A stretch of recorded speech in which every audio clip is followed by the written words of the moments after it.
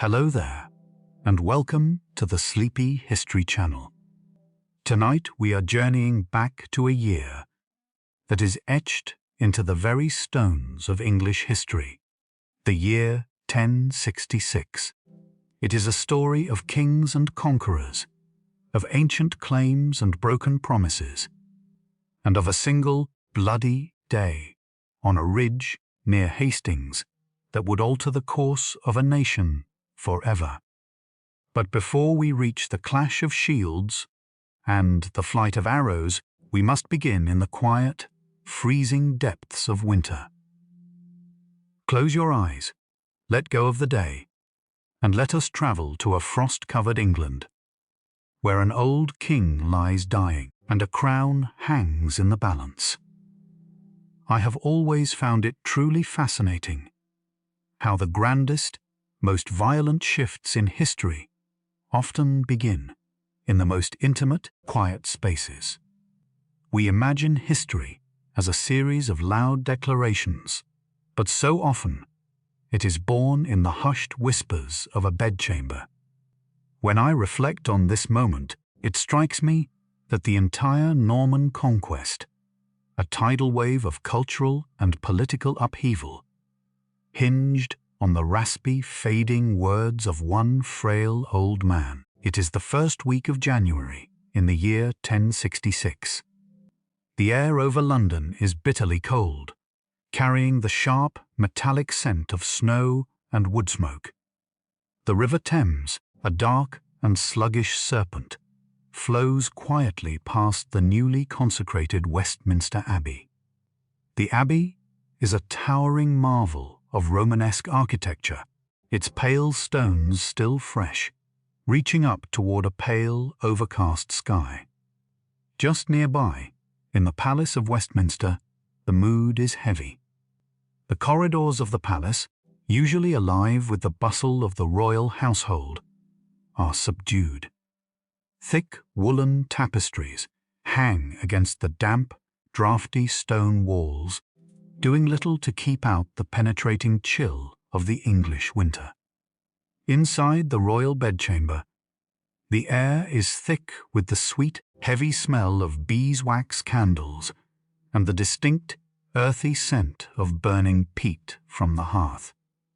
King Edward, known to history as Edward the Confessor, rests in his grand, canopied bed. He is a man in his early 60s, though the weight of his reign and his deep, ascetic piety have aged him far beyond his years. His skin is like parchment, thin and translucent in the flickering candlelight, and his long, snow-white beard rests upon the embroidered linen sheets. Edward has ruled England for 24 years. He is the last king of the House of Wessex, a line that traces its blood back to the great Saxon kings of old. But he has no son, he has no heir, and everyone in the room, everyone in the kingdom, knows what this means. Surrounding his bed are the most powerful men in the realm. Among them stands Harold Godwinson, the Earl of Wessex. Harold is the quintessential English lord of the 11th century. He is tall, strong-jawed, and heavily built, a man of action and immense political power. He wears a tunic of fine, dark wool, trimmed with subtle embroidery, a stark contrast to the frail, dying king before him. Harold is Edward's brother-in-law, and for years he has effectively been running the country on the king's behalf. But being the right hand of the king is not the same as having the blood of a king. As I read through the chronicles of this era, I am often struck by the immense, suffocating pressure Harold must have felt in this very room. He is watching his king die, but he is also watching a vacuum open up that threatens to swallow the entire country whole. The silence in the room is broken only by the crackle of the fire and the labored, shallow breathing of the dying monarch. Outside the thick wooden doors, the wind howls off the river, rattling the wooden shutters. It sounds almost like a warning. Edward's eyes flutter open.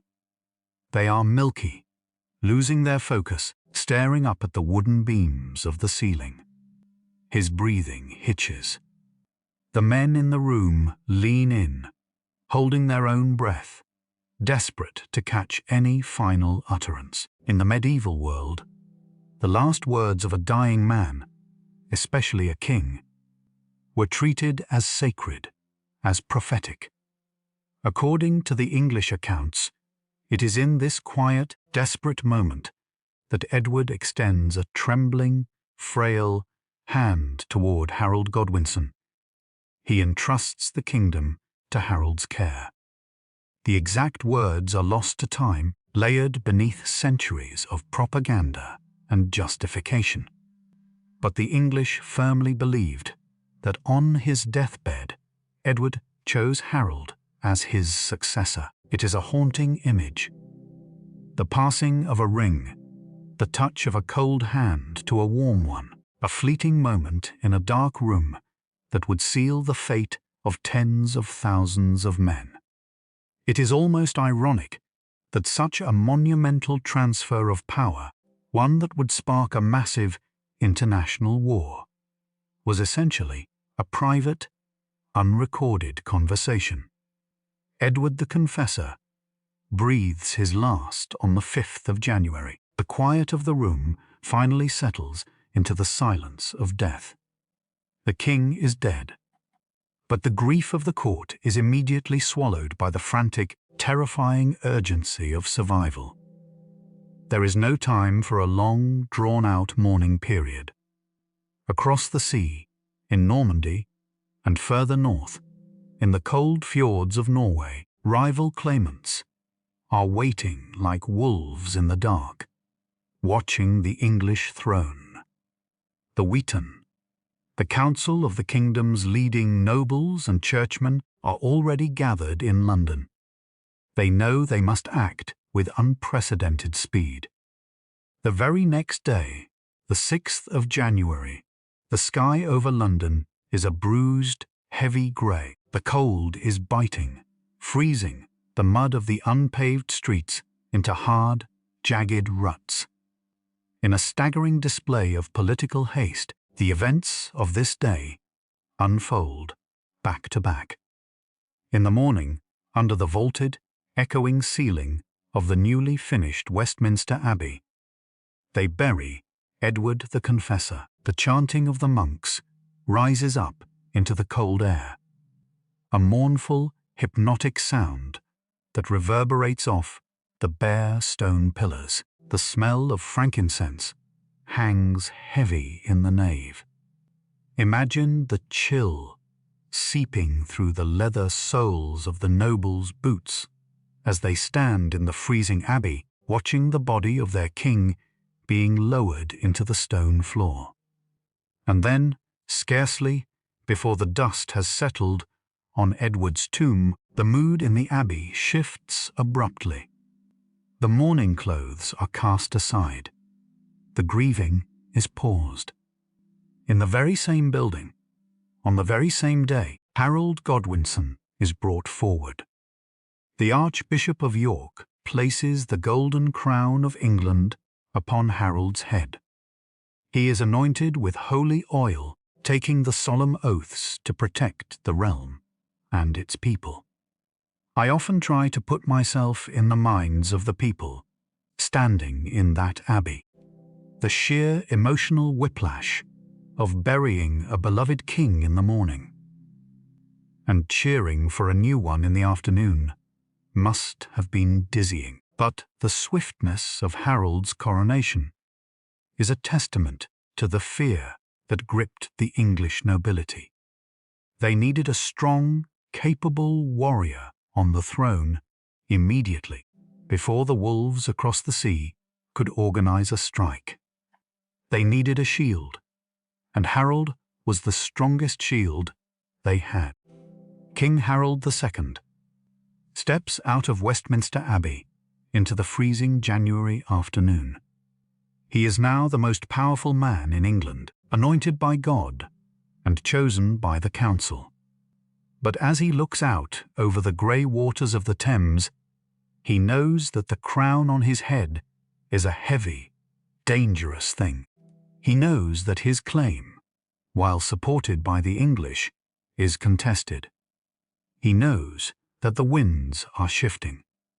The people of London return to their hearths that evening, huddling around their fires as the long, dark night sets in.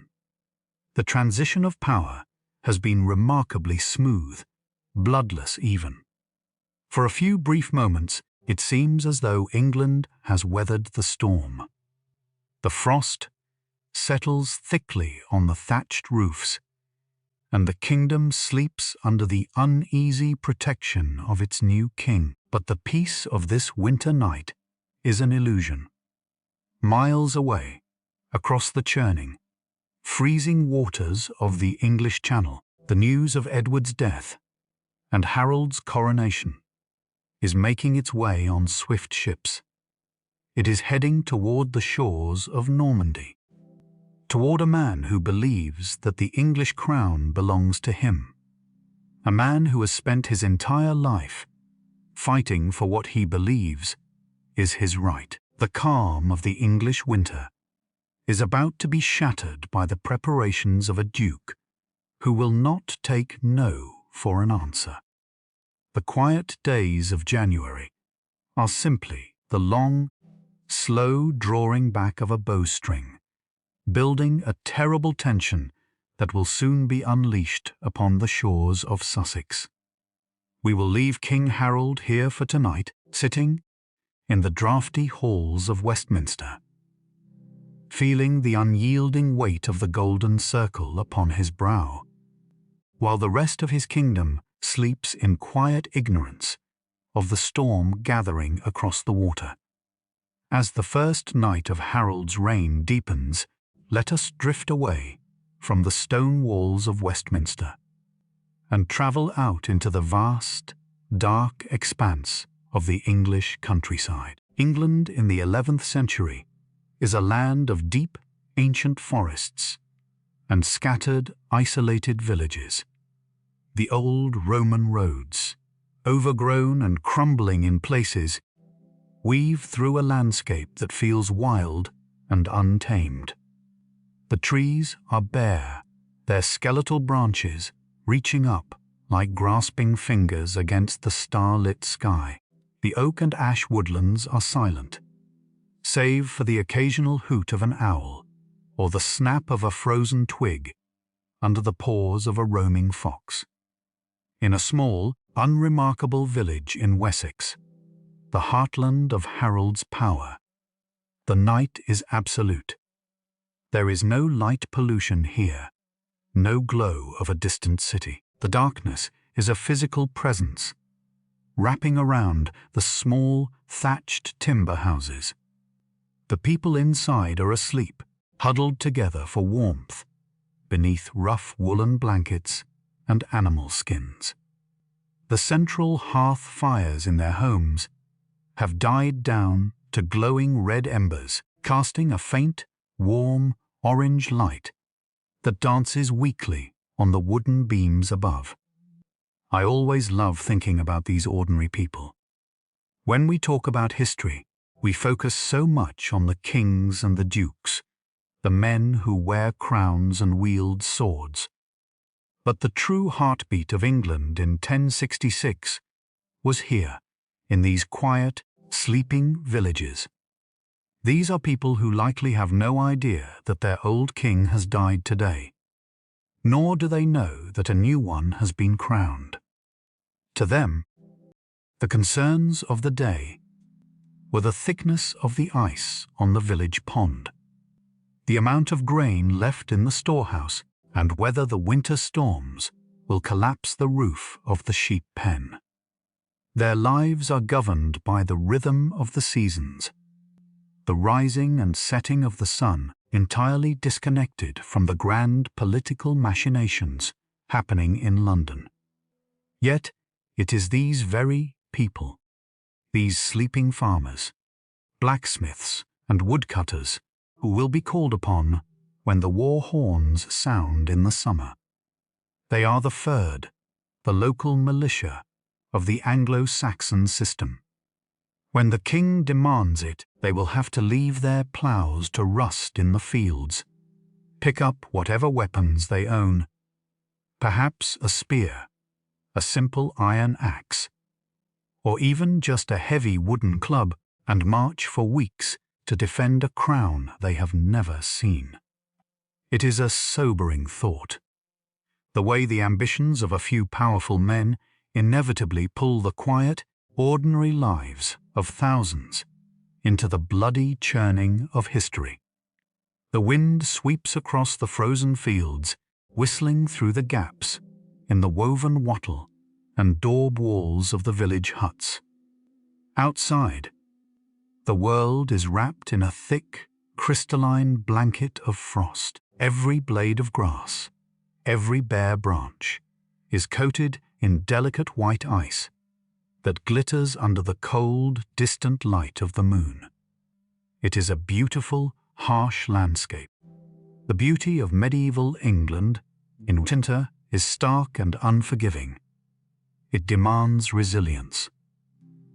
And the people who sleep in these huts are resilient. They are the descendants of generations who have survived famine, plague, and Viking raids. They are deeply tied to this soil. Let us drift further south, down to the southern coast, where the land meets the restless, dark waters of the English Channel. The beaches here, sweeping stretches of pebbles and sand, are pounded by the relentless winter surf. The water is freezing, a churning mass of black and grey, topped with angry white foam. Looking out across the dark expanse of the channel, there is nothing to see but the endless, violent motion of the sea. In my mind's eye, I like to stand on these cliffs in the darkness of 1066. This stretch of water, the English Channel, has been England's greatest defence for centuries. It is a moat built by nature, a treacherous, unpredictable barrier that has protected the island from countless threats. But the Channel is not an impenetrable wall. It is a highway for those brave enough, or ambitious enough, to navigate it. And the men who live on the other side of this dark water are the descendants of Vikings. They are master shipbuilders, men who do not fear the sea, but rather see it as a path to glory and conquest. As the waves crash rhythmically against the pebbled shores of Sussex, filling the cold night air with a continuous, soothing roar, we can almost feel the turning of the wheel of fate. The coronation of Harold Godwinson is not the end of a story. It is merely the striking of a match in a room filled with dry parchment. The Kingdom of England is resting tonight, taking a slow, deep breath in the freezing January air, unaware that it is the last breath of the old world. The Anglo-Saxon era, a time of beautifully intricate art, epic poetry, and deep-rooted traditions, is standing on the precipice. The dawn will come, and with it, the cold reality of the days ahead. Messengers will ride out from London, their horses' hooves striking sparks against the frozen roads, carrying the news of the new king to the far corners of the realm. The nobles in the north will grumble, the lords in the west will wait and watch, and slowly the kingdom will begin to wake to its new reality. But for now, in this suspended moment in the dead of winter, there is only the peaceful, freezing dark. Let the sound of the winter wind and the rhythmic crashing of the cold sea lull you. Picture the flickering embers in a dark timber hall, the heavy warmth of a woolen blanket, and the slow, steady breathing of a sleeping kingdom. History is waiting, gathering its strength in the shadows. But tonight, there is only rest. As the dawn finally breaks over the English Channel, its grey, watery light creeping slowly across the churning surface to touch the frozen shores of Normandy. While England stirs under the uneasy crown of Harold Godwinson, the Duchy of Normandy is waking to a different rhythm entirely. This is a land that does not sleep peacefully. It is a harsh, fortified territory carved out of the French coast by the descendants of Viking raiders. The air here feels sharper, heavier, with the scent of damp stone, war horses, and wood smoke. The Society of Normandy, in the 11th century, is built quite literally on the back of the armoured horse and the swinging weight of the iron broadsword. It is an aggressive, ambitious, and relentlessly militaristic culture. At its centre is a man who is the very embodiment of that fierce ambition, Duke William of Normandy. William is not a man born to easy comfort. From the moment he was a child, known mockingly as William the Bastard, due to his illegitimate birth, his life has been a brutal, unceasing struggle for survival and dominance. He has fought off assassins in the dead of night, crushed rebellions by his own lords, and besieged impregnable castles to secure his grip on the duchy.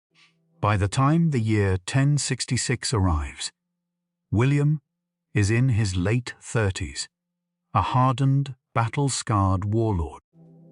He is described in the chronicles as a man of immense physical strength, barrel-chested, with a voice that could cut through the noise of a chaotic battlefield and a stare that made even his fiercest barons drop their eyes to the floor. As I picture William, I am struck by the sheer, terrifying intensity of the man. To survive his childhood required a layer of emotional armor as thick as chainmail, and it left him calculating, ruthless, and utterly unshakable in his conviction that he was destined for greatness. He is not a king yet, but he carries himself with a terrifying, absolute authority. It is late January, or perhaps early February, when the messenger finally arrives from England. The exact date is blurred by the passing of centuries, but the scene is painted vividly in the historical records. William is out in the sprawling hunting park near his grand stone castle at Rouen.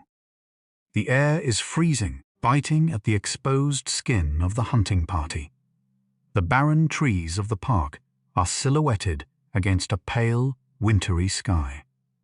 William stands tall, a heavy, unstrung hunting bough of yew wood gripped tightly in his large, calloused hands.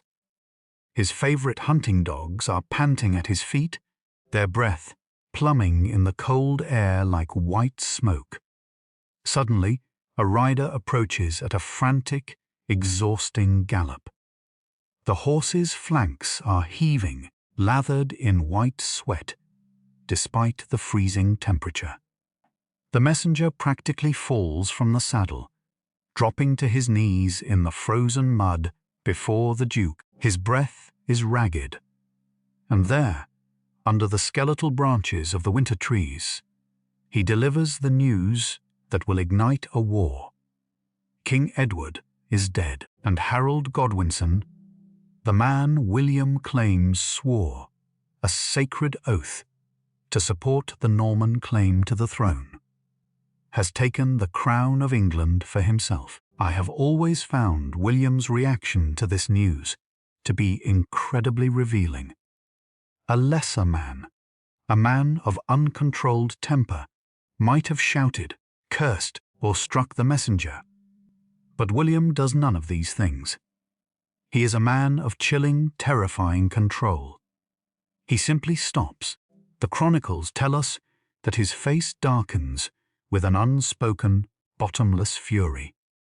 He hands his heavy hunting bow to an attendant in complete silence. He ties his heavy woolen cloak tighter around his broad shoulders, turns his back on the messenger, and begins the long walk back to his castle. Imagine the agonizing silence of that walk. The crunch of his leather boots on the frosted ground. The nervous, silent attendants trailing behind him, too afraid to speak, too afraid to even look at him. William crosses the drawbridge, enters the massive stone keep of Rouen, and walks directly into the great hall. The hall is dim, smelling of stale rushes and ash, lit only by a large, crackling hearth fire at the center of the room. William walks to a wooden bench by the fire. He sits down heavily. He pulls the edge of his thick mantle over his face, leaning against a massive wooden pillar, and he stays there for hours. It is such a powerfully dramatic image, isn't it? The most feared warlord in Western Europe, sitting entirely alone in a dark, echoing hall, his face hidden, completely motionless. The silence of a predator calculating the distance to its prey. In the quiet of his mind, staring at the shifting orange embers of the fire, William is not just raging against Harold's betrayal. He is planning. He is mentally tearing down the English defences, calculating the ships, the horses, the grain, and the men he will need to cross the sea and rip the crown from Harold's head. Finally, the brooding ends. William lowers his cloak. His decision is made. He will invade England. He calls for his closest advisers, his half-brothers Odo, the Bishop of Bayeux, and Robert, the Count of Mortain. He summons the great barons of Normandy to his council.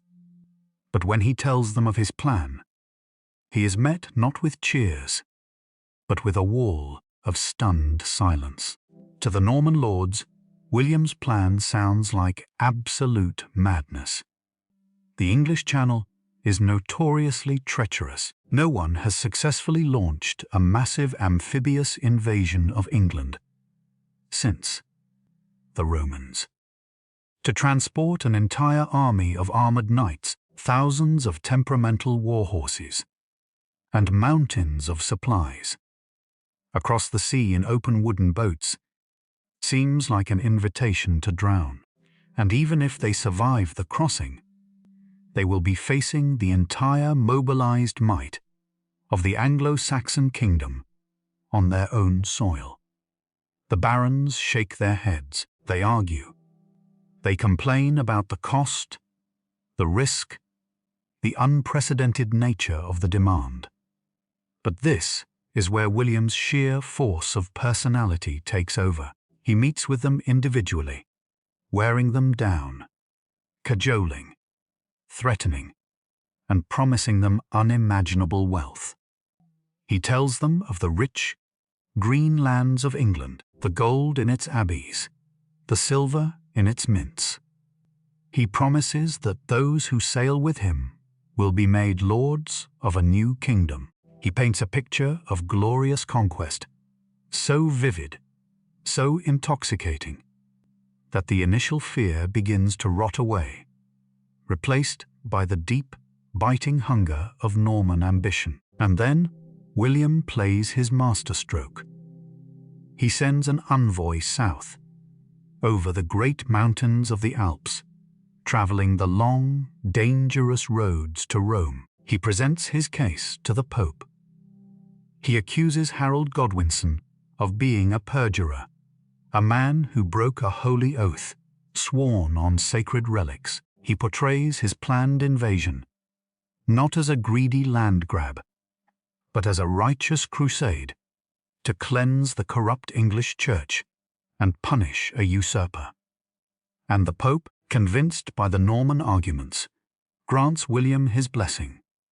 He sends William a papal banner, a holy standard, to fly at the mast of his ship. Now it is no longer just a war. It is a holy mission. The reluctance of the barons vanishes. Men from all over Europe, from Brittany, Flanders, and beyond, begin to flock to William's banner, hungry for land, for gold, and for the remission of their sins. As winter begins to slowly thaw into the damp, muddy days of early spring, the entire Duchy of Normandy transforms into a massive, groaning machine of war. If you were to walk through the deep, ancient forests of Normandy in the spring of 1066, the quiet would be shattered by a cacophony of industry. From dawn until dusk, the air rings with the sharp, rhythmic crack of iron axes biting into wood. Thousands of massive oak trees, trees that have stood for centuries, are felled. They crash to the forest floor with a sound like thunder. I love to visualize this incredible logistical effort. Try to picture the sheer scale of it as you lay there in the quiet. Men are swarming over the fallen trunks like ants. They strip away the bark, leaving the raw, pale wood underneath. They use adzes to split the massive logs into long, curved planks. The smell in the air is intoxicating, a rich, sharp blend of fresh-cut oak sap, wet earth, and the sweat of thousands of laborers. The sawdust coats everything, dusting the men's hair and tunics in pale gold. They are building a fleet from scratch along the rivers and coastal inlets of Normandy. Temporary shipyards spring up. The rib cages of hundreds of wooden longships begin to rise on the muddy banks, looking like the skeletons of great wooden whales. The rhythmic thud of wooden mallets driving iron rivets into the overlapping clinker-built planks echoes across the water. Blacksmiths work tirelessly at roaring forges, their faces glowing red in the heat, hammering out thousands upon thousands of iron nails, spearheads, and horseshoes. The ringing of the anvils is a constant, steady heartbeat of preparation. And it is not just ships.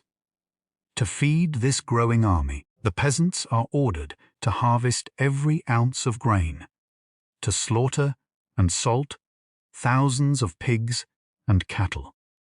Women in the villages sit for hours by the firelight, sewing heavy linen sails, mending chainmail, and weaving the intricate, terrifying banners of the Norman lords. Every single facet of Norman society is bent toward one singular, impossible goal. As the spring rains wash over the sprawling, muddy encampments, William watches the ships take shape. He is everywhere at once, inspecting the timber, testing the grain, watching the young knights drill with their heavy lances. The tension is palpable. It is a terrifying, thrilling energy. They are attempting something that will either make them kings or leave their bones at the bottom of the channel. The great Norman war machine is slowly, methodically being assembled, piece by piece, fueled by the relentless, burning will of one man. We will leave them here for now, surrounded by the smell of fresh timber and the sounds of ringing iron, looking out toward the northern horizon, waiting for the ships to be finished, waiting for the army to gather, and waiting, most importantly, for the winds to change. As the massive Norman fleet takes shape on the muddy banks of the continent, the atmosphere across the Channel in England is one of creeping, suffocating dread. The winter frost has melted away, giving birth to a brilliant, blooming spring. But the beauty of the season is entirely lost on King Harold. He is a man acutely aware that the crown on his head is a beacon, drawing danger from all directions. In April, something happens that sends a ripple of pure terror through the medieval world. A star appears in the sky. Not a normal twinkling point of light, but a massive, fiery streak with a long, glowing tail that seems to burn its way across the heavens. We know it today as Halley's Comet, a predictable chunk of ice and dust, following its ancient mathematical orbit.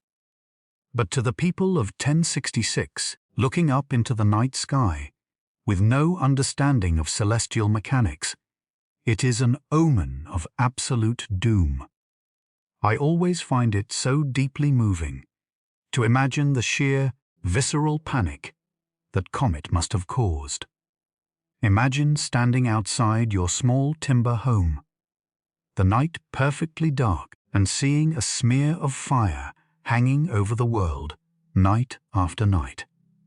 The chroniclers of the time wrote that it looked like a sword suspended in the sky, a clear sign of divine wrath and impending slaughter. It is said that King Harold himself stood on the balconies of Westminster, staring up at the burning tail, his face drawn and pale, knowing that his people were terrified, and looking to him for answers he simply could not give. Driven by the certainty of invasion, Harold does something unprecedented in the history of Anglo-Saxon England. He issues a call to arms, mobilizing the entire defensive strength of the kingdom to guard the southern beaches. Messengers ride out in every direction, their horses kicking up the dust of the old Roman roads, carrying the royal summons. The Fyrd, the great peasant militia, is called forth. From the deep valleys of the west to the flat fenlands of the east, ordinary men leave their homes. They are not professional soldiers. They are farmers, blacksmiths, shepherds, and weavers. They kiss their families goodbye, not knowing if they will return for the autumn harvest, and they begin the long, exhausting march south. Through the long, sweltering months of the English summer, this massive army gathers along the southern coast, concentrating heavily around the Isle of Wight and the chalky shores of Sussex. The tranquil coastline transforms into a sprawling, chaotic city of leather tents, campfire smoke, and nervous, restless energy. Try to visualize the sheer scale of this encampment. Tens of thousands of men are packed together, waiting. The air is thick, with a pungent mix of unwashed bodies, wood smoke, roasting meat, and the salty, damp tang of the sea breeze. Every day, under the blazing sun, Harold's elite royal bodyguards, the housecarls, drill the peasant militia. The housecarls are terrifying figures, seasoned veterans, heavily armored in interlocking iron chainmail. They wield massive, two-handed Danish battle axes, brutal weapons that can cleave a horse and its rider in a single, devastating swing. They teach the farmers the single, vital tactic that has defined Anglo-Saxon warfare for centuries: the shield wall. It is a brutally simple and incredibly effective formation. The men stand shoulder to shoulder, their large, round, wooden painted shields overlapping like the impenetrable scales of a great dragon. It requires immense discipline and absolute trust in the man standing next to you. If one man panics, if one man breaks rank, the entire wall collapses and the battle is instantly lost.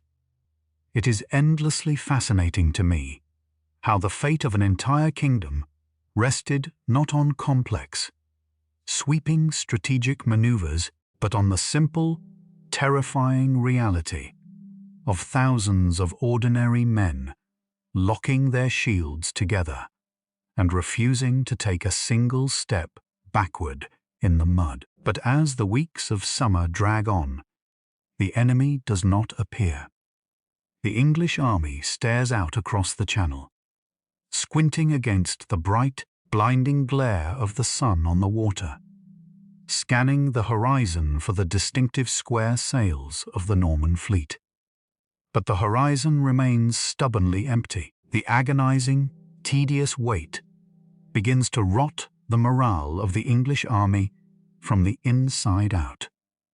They have been away from their fields for months. Their provisions are running desperately low.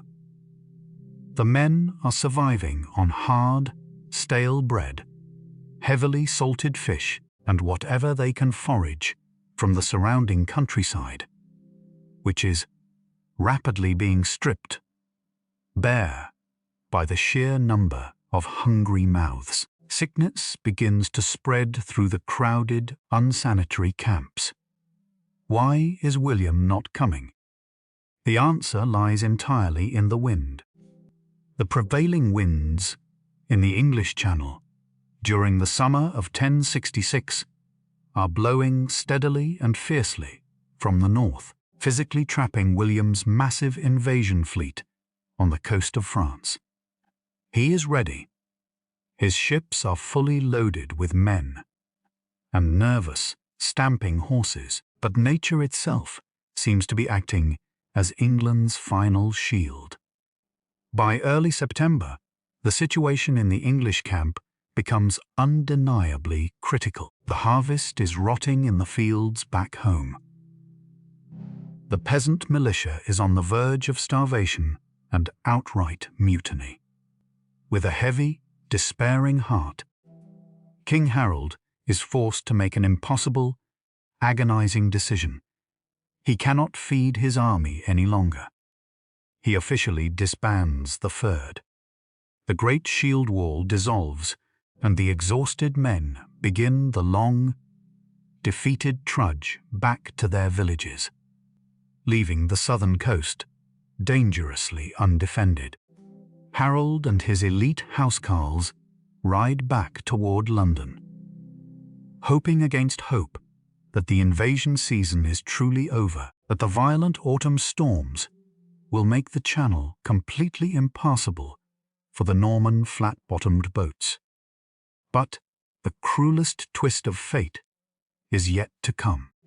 Harold has been watching the southern horizons with such intense, unbroken focus that he has completely missed the massive storm gathering directly behind his back. Just days after he disbands his southern army, a dust-covered, completely exhausted rider arrives at the royal court in London. The man has ridden his horse nearly to death from the northern reaches of the kingdom. The news he carries is catastrophic. The Normans have not landed, but a massive fleet of 300 Viking longships has just sailed up the River Humber in the north of England. They are led by the most feared, legendary warrior of the age, Harold Hardrada, the giant king of Norway. And fighting right beside the Norwegian king is Harold Godwinson's own exiled, deeply bitter and traitorous brother, Tostig. The invasion of England has finally begun, just as everyone feared. But it has come from the entirely wrong direction. The news hangs in the air of the London court, like a suffocating physical weight. King Harold stands frozen, the exhaustion of the summer suddenly crashing down upon him. He had spent months staring intently at the southern sea, waiting for a Norman sail, only to have the door kicked in behind him by a giant from the north. Harold Hardrada, a man whose very name was enough to make veteran soldiers tremble, has landed with a massive Viking army. Hardrada is a relic of a dying age, a towering, ruthless warrior who has fought his way across the known world from the frozen fjords of Norway to the burning sands of Sicily, serving as the commander of the elite Varangian Guard in Constantinople. And now he has come for England. I often marvel at the absolute, terrifying pressure Harold Godwinson faced in this exact moment. He is trapped in a strategic nightmare. The southern coast is undefended, completely open to William's invasion fleet. The moment the wind changes, but the northern half of his kingdom is actively burning. He cannot split his forces. He cannot wait. He must act with a decisiveness that borders on madness. Harold turns to his housecarls, the elite, exhausted veterans who have just ridden back from the coast with him. He gives the order. They are marching north. Immediately, what follows is one of the most astonishing military feats of the entire medieval period. It is a forced march that defies human endurance. The distance from London to York is roughly 200 miles. In the 11th century, moving an entire army that distance over rutted, muddy dirt tracks and crumbling Roman roads should have taken weeks. Harold intends to do it in days. Let us travel with them on this brutal, agonizing march. The pace is relentless.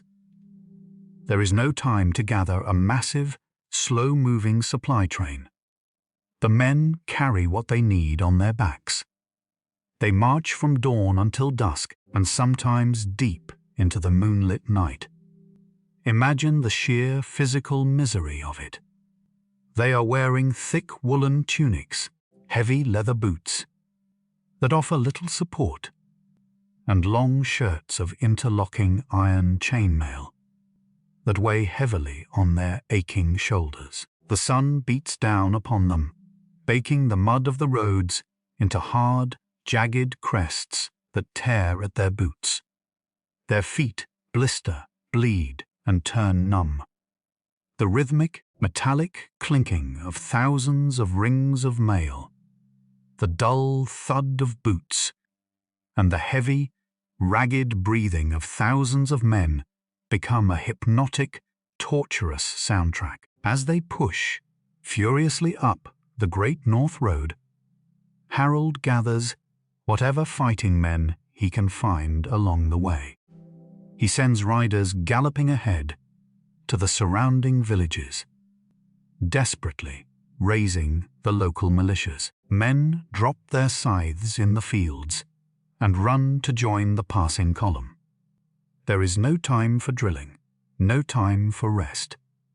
It is a desperate, surging tide of humanity rushing northward to save their homes from the Viking terror. I find it deeply moving to think of the pure willpower that kept these men moving. They were exhausted, hungry, and terrified, but they kept putting one agonizing foot in front of the other because their king was marching right there, beside them in the dust. While Harold pushes his army to the absolute breaking point, disaster strikes the north. Just outside the city of York, the northern English earls attempt to make a stand against Hardrada's Viking horde at a place called Fulford. The English fight bravely, locking their shields together in the muddy fields. But Hardrada is a master of war. He outflanks them, breaking the shield wall and driving the English forces into a watery ditch where they are slaughtered in horrific numbers. The city of York, terrified and defenseless, surrenders to the Vikings. Hardrada, feeling completely victorious and utterly unthreatened, demands hostages from the entire surrounding shire. He tells them to bring the hostages and the tribute to a small, quiet crossing over the river Derwent, a place called Stamford Bridge. It is late September now. The intense heat of the summer has broken, replaced by the crisp, golden light of early autumn. The leaves on the trees are just beginning to turn to shades of burnt orange and pale yellow. We find Harold Hardrada and his Viking army lounging in the warm autumn sun on the meadows surrounding Stamford Bridge. They are completely relaxed. The mood is triumphant, almost lazy. The Vikings have spent their lives fighting, and to them, the Battle of Fulford was a decisive victory. They believe the north is theirs, and they have absolutely no idea that King Harold Godwinson is anywhere near them. In fact, they believe Harold is still hundreds of miles away in the south, cowering from the Norman threat. Because it is a remarkably warm day, and because they are only expecting to collect frightened hostages, Hardrada and his men have left the vast majority of their heavy chainmail armor back at their ships miles away. It is a tiny, seemingly insignificant decision, born of arrogance and comfort. But in the brutal mathematics of medieval warfare, it is a fatal miscalculation. They sit on the grass, sharpening their weapons, eating and resting, wearing only their light woolen tunics and simple leather jerkins. The gentle gurgling of the river Derwent provides a peaceful backdrop to their victory camp.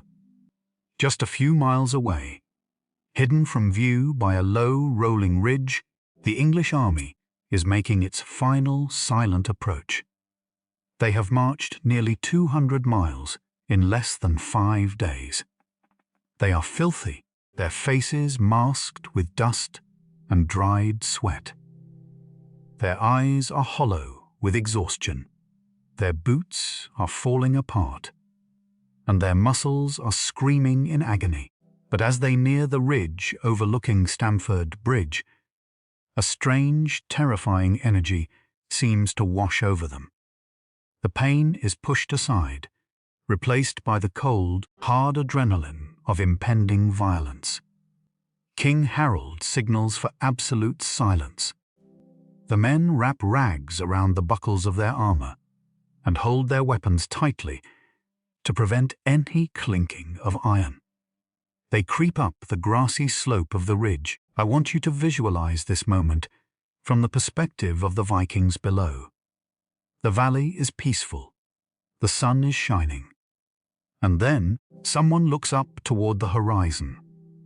A line of men appears at the top of the ridge, and then another line, and another. Suddenly, the entire horizon is black with soldiers. But it is not just men.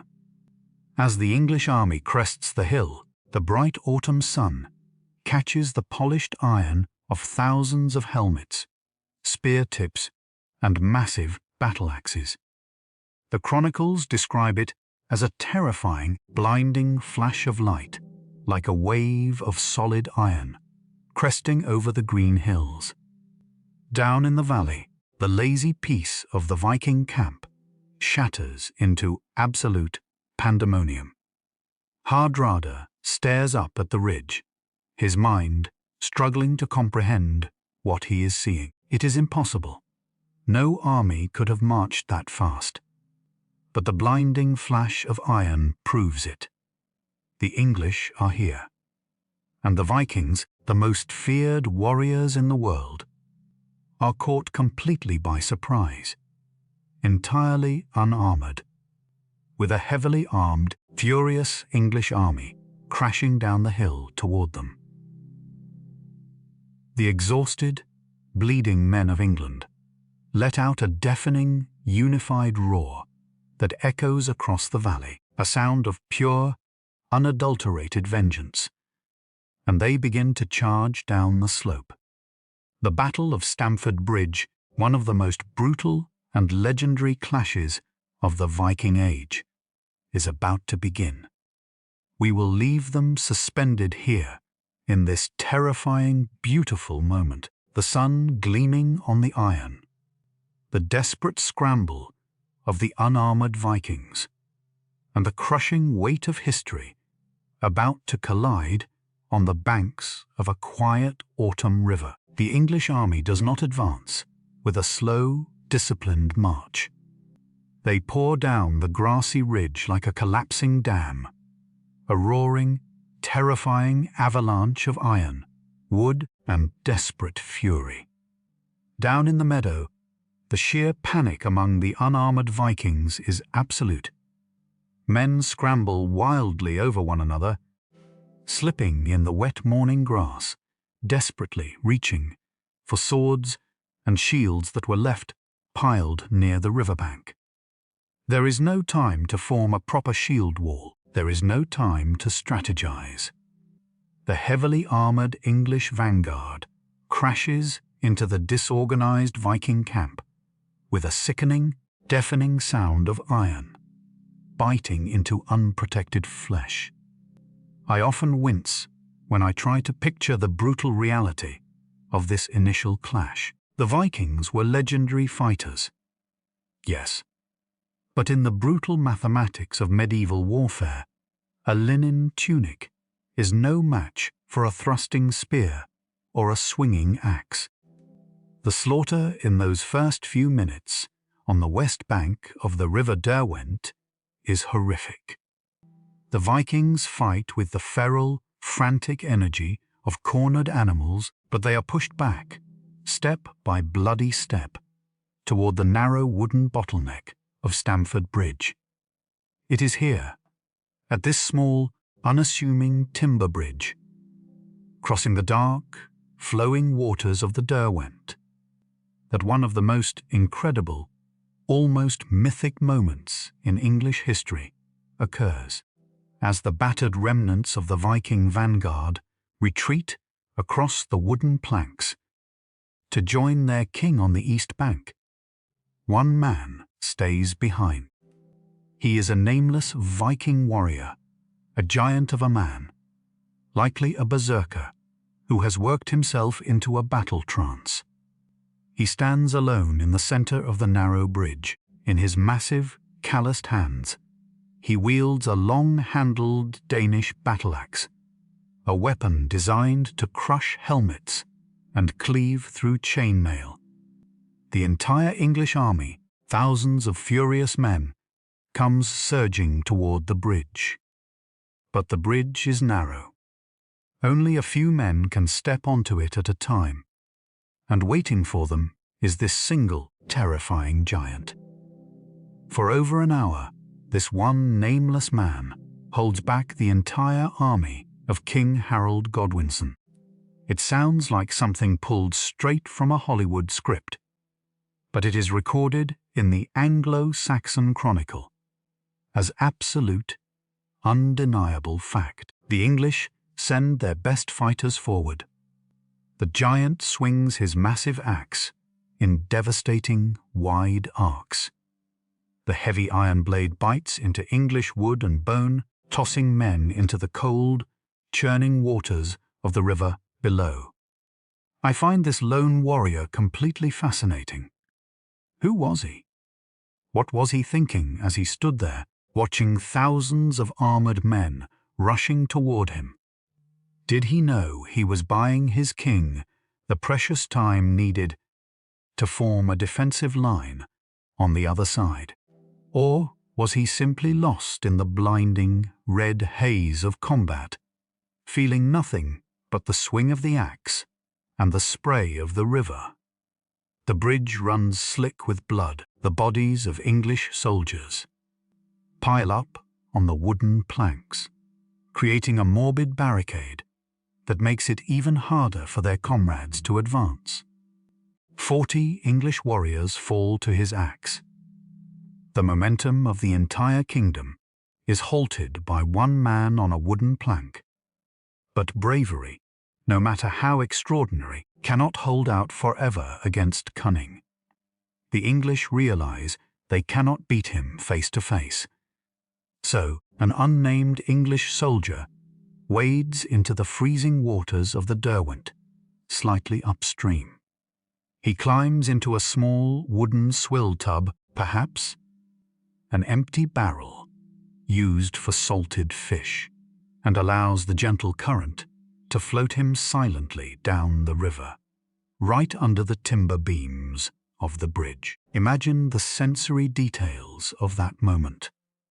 The deafening roar of the army above, the heavy, thudding footsteps of the giant shaking the wood, and the dark, cold water swirling around the soldier, hiding in the barrel below. He looks up through the gaps in the wooden planks. He sees the giant's unarmored legs shifting as he swings his heavy axe. And, with a single, vicious upward thrust, the English soldier drives his spear through the gaps in the wood, piercing the Viking from beneath. The giant roars in sudden agony, the massive axe slipping from his fingers to splash into the river. He collapses, and the spell is broken. With the bridge finally clear, the English army surges across the timber planks like a tidal wave. On the east bank, Harold Hardrada has used the time bought by the lone warrior to form a shield wall with his unarmored men. But it is a desperate, fragile defense. What follows is a grueling, agonizing grinding match under the bright afternoon sun. The English, protected by their heavy mail, push relentlessly against the Viking line. The air is thick with dust, the coppery smell of blood, and the terrifying, rhythmic thud of weapons striking wood. The turning point comes suddenly.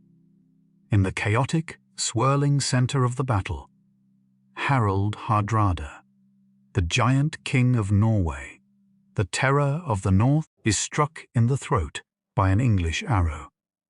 He falls to the muddy ground, choking on his own blood, and dies. Without their legendary leader, the Viking line wavers. Tostig, Harold Godwinson's own treacherous brother, attempts to take command, refusing his brother's desperate final offer of peace. Tostig fights bitterly, but he too is cut down in the mud. By late afternoon, the battle is over. The Viking army is not just defeated, it is utterly annihilated. The scale of the slaughter is almost impossible to comprehend. When the Vikings arrived in England weeks earlier, they came in a massive, terrifying fleet of 300 longships. When the shattered, traumatized survivors finally negotiate a truce and limp back to the coast, they need only 24 ships to carry them home. The bodies of the fallen Vikings are left scattered across the meadows, so numerous that the ground will be stained white with their bleached bones for decades to come. King Harold Godwinson stands victorious. He has just pulled off one of the most stunning, impossible military victories of the age. He has marched his men to the breaking point and destroyed the greatest warrior of the 11th century. For a brief, intoxicating moment, Harold must have believed that the worst was over, that he had saved his kingdom. Harold and his exhausted, battered army retreat to the city of York to rest and heal their wounds. The city is filled with the sounds of weary celebration. Casks of ale are opened. The men collapse into deep, dreamless sleep. On the floors of the great halls, their armor finally cast aside, their blistered feet bandaged. The king sits at the high table, listening to the songs of his victory, allowing the deep, aching tension in his shoulders to finally loosen. But fate it seems, has a remarkably cruel sense of timing. While Harold feasts in the north, hundreds of miles away on the southern coast of England, the wind finally changes. The harsh northerly gales that had trapped Duke William in Normandy for months suddenly drop. The air turns quiet, still, and then a gentle, steady breeze begins to blow from the south. The very wind that Harold had prayed for all summer has finally arrived, but it has come exactly when he is entirely out of position. As Harold raises a cup of ale in York, celebrating the end of his nightmare, the massive square sails of the Norman fleet are unfurling across the channel, catching the favourable wind and pointing their wooden prows straight toward the undefended beaches of Sussex. The true nightmare is just beginning. The crossing of the English Channel is a terrifying prospect, even in the best of conditions. For the men packed tightly into the Norman longships on that fateful night in late September, it must have been an agonizing experience. Thousands of men, horses, and heavy supplies are crammed into open, flat-bottomed wooden vessels. There is no shelter from the biting sea spray. The darkness of the open water is absolute, lit only by the pale, cold light of the moon and the flickering lanterns hanging from the masts. The air is filled with the rhythmic, groaning creak of straining timber, the snapping of heavy canvas sails, catching the strong southerly wind, and the anxious, terrified whinnying of thousands of war horses who can smell the salt and feel the unnatural rolling of the deck beneath their hooves. I often think about the sheer courage, or perhaps the sheer desperation, it took to step onto those boats. These Norman knights and mercenaries are men of the earth, men used to feeling solid ground beneath their feet. The sea is an alien, hostile environment to them. To calm their nerves, they keep their eyes fixed on the ship leading the armada. It is the Duke's own flagship, a magnificent vessel named the Mora, a gift from his wife, Matilda. At the very top of its mast, a large brass lantern burns brightly, a guiding star leading this massive wooden serpent through the black waters toward destiny. As dawn breaks on the morning of September 28th, the dark line of the English coast slowly materializes through the sea mist. The Norman fleet sails into Pevensey Bay, a wide, sweeping crescent of shingle and sand on the coast of Sussex. The knights clutch the wooden rails of their ships, their knuckles white, bracing themselves for a shower of English arrows. They expect the beaches to be lined with Harold's fearsome housecarls. They expect to fight and die in the surf, just to touch the sand. But as the shallow hulls of the longships scrape against the pebbles of the shore, the only sound is the gentle washing of the waves and the cry of seagulls. The beach is completely, utterly deserted. The relief that must have washed over the Norman army is unimaginable. They have crossed the treacherous sea, and they have landed unopposed. Duke William is among the first to disembark.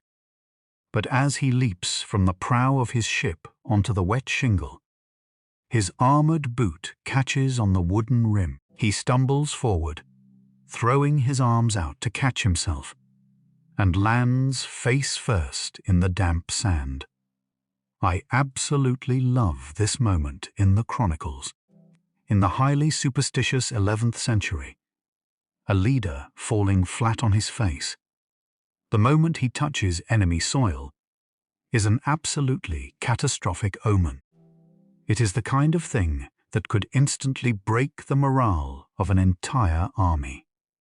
The men standing around him gasp in horror, their hands flying to their holy amulets. But William, demonstrating the terrifying, razor-sharp quickness of his mind, instantly turns a disaster into a triumph. He pushes himself up, his hands clutching fistfuls of wet English sand. He holds his hands high in the air, a fierce, manic grin on his face, and shouts to his men that he has already grasped the kingdom of England in his bare hands. The collective sigh of relief from his men must have blown the sea mist away. With the landing secured, the massive logistical effort of unloading begins. Thousands of nervous, seasick horses are carefully coaxed down wooden ramps onto the beach. Armor is unpacked. Weapons are sharpened. William does not linger at Pevensey. The ground there is too marshy to defend properly. He marches his army a few miles along the coast to the town of Hastings. Hastings offers a natural harbour and a high, easily defensible peninsula. It is here that the Normans deploy one of their secret weapons. They have brought flat-packed, prefabricated wooden castles with them across the sea. It is an astonishing piece of medieval engineering. Hundreds of wooden beams, pre-cut and numbered, are dragged up the hills. Working with feverish, terrified speed, the Norman carpenters and labourers assemble a formidable wooden fortress in a matter of hours. They dig a deep defensive ditch around it, piling the earth up into a high mound. By nightfall, William has established an impenetrable, heavily fortified beachhead. He is safe. He has his foothold. But William is acutely aware of his greatest weakness. He is in a foreign land, and he has a massive army that needs to eat. The provisions brought from Normandy will not last long. Furthermore, he knows that King Harold is a brilliant commander. If Harold chooses to simply wait in London, raising a massive new army and starving the Normans out by blockading the surrounding roads, William will lose the war without ever fighting a battle. William knows he must force Harold into a fight. He needs Harold to act rashly, to act out of anger rather than strategy. And so, William unleashes a campaign of absolute, calculated terror upon the English countryside. He sends his heavily armoured knights riding out from the safety of the fortress at Hastings. Their orders are simple and brutal. Burn everything. The county of Sussex is not just any part of England. It is the traditional heartland of the Godwinson family. It is Harold's personal earldom. These are his tenants, his farmers, his lands. The Normans ride through the idyllic, peaceful villages with torches and drawn swords. They set fire to the thatched roofs of the timber halls. They slaughter the cattle and steal the grain. They terrorize the peasantry, leaving a trail of ash and weeping families in their wake. I find this psychological warfare to be deeply chilling. William is deliberately torturing the people. Harold is sworn to protect, knowing that the English king's honour will not allow him to sit idly by while his own home burns. The columns of thick, black smoke rising from the burning villages of Sussex are visible for miles, a dark, suffocating stain against the blue autumn sky. They are a direct, mocking challenge sent straight to the King of England. Days pass. The smoke continues to rise, and then the news finally reaches the north. Let us travel back to the stone halls of York. where we left King Harold celebrating his miraculous victory over the Vikings. The atmosphere is still one of exhausted relief. The men are tending to their wounds, believing the fighting season is over, but the heavy wooden doors of the hall are suddenly thrown open. A messenger, his face pale and contorted with panic, runs into the room. He has ridden day and night from the southern coast. The Normans have landed. They are in Sussex. They have built a castle, and they are burning the king's own lands to ash. Imagine the physical sensation in Harold's chest in that exact moment. It must have felt as though the floor simply fell away beneath him. He had just achieved the impossible. He had just marched 200 miles and destroyed the greatest Viking army in history. He had won. And now he is being told that he has to do it all over again. The emotional devastation of that realization is almost too heavy to bear. The exhaustion that he had finally allowed himself to feel must have rushed back into his bones like lead. His men are battered, bruised, and bleeding. Many of his best housecarls are dead on the fields of Stamford Bridge. Yet Harold does not hesitate. The anger flares in his eyes, hot and defensive. His people are burning. He stands up from the table, leaving his cup of ale untouched. He gives the order that will seal his fate. They are marching south. The English army, still aching from their previous impossible march, is forced to turn around and do it all over again. They leave the dead of Stamford Bridge behind and begin the grueling 200-mile trek back down the old Roman roads toward London. But this march is different. It is not fueled by the desperate hope of a surprise attack.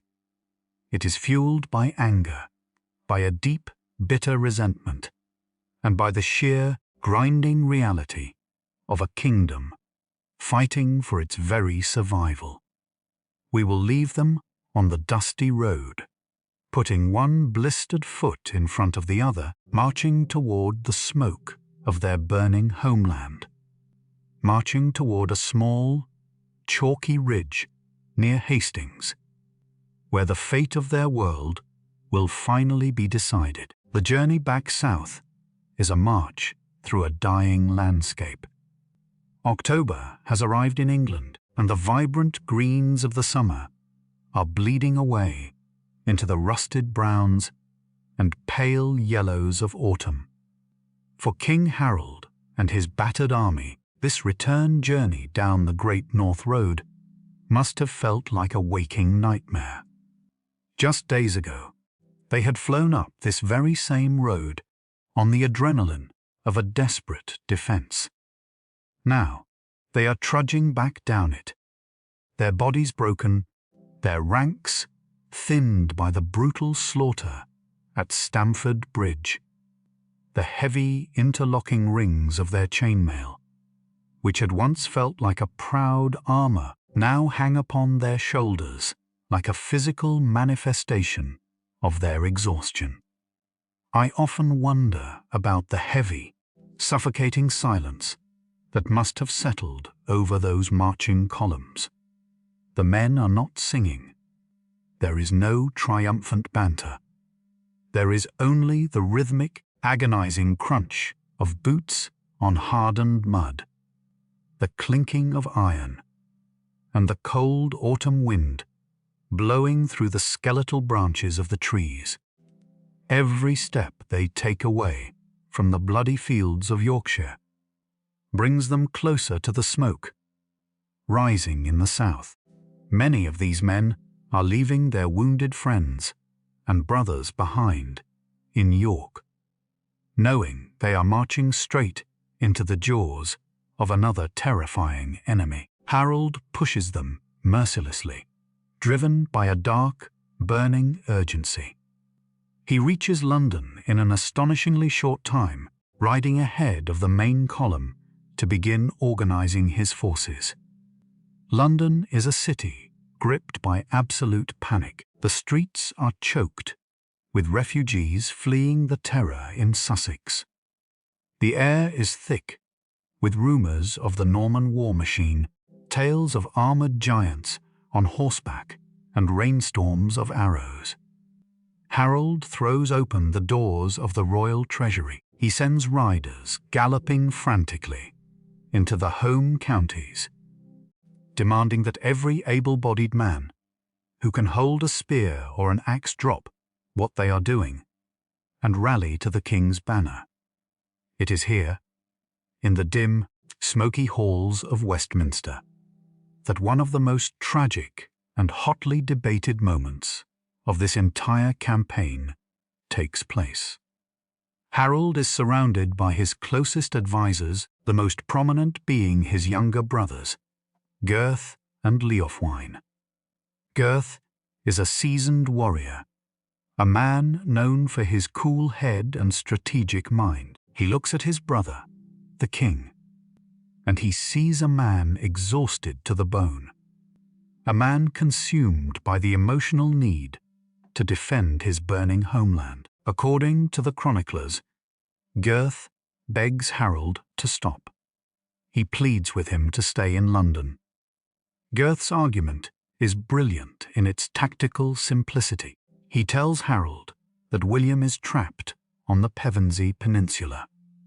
The Normans have no deep supply lines. If Harold simply waits in London, he can gather a massive, fresh army from the untouched shires of the West and the Midlands. He can wait for the autumn rains to turn the roads to impassable muck. He can starve the Normans out. Gurth even offers to lead the vanguard himself. He tells Harold, "Let me go. I have sworn no oaths to William. If I die, you are still king, and you can raise another army."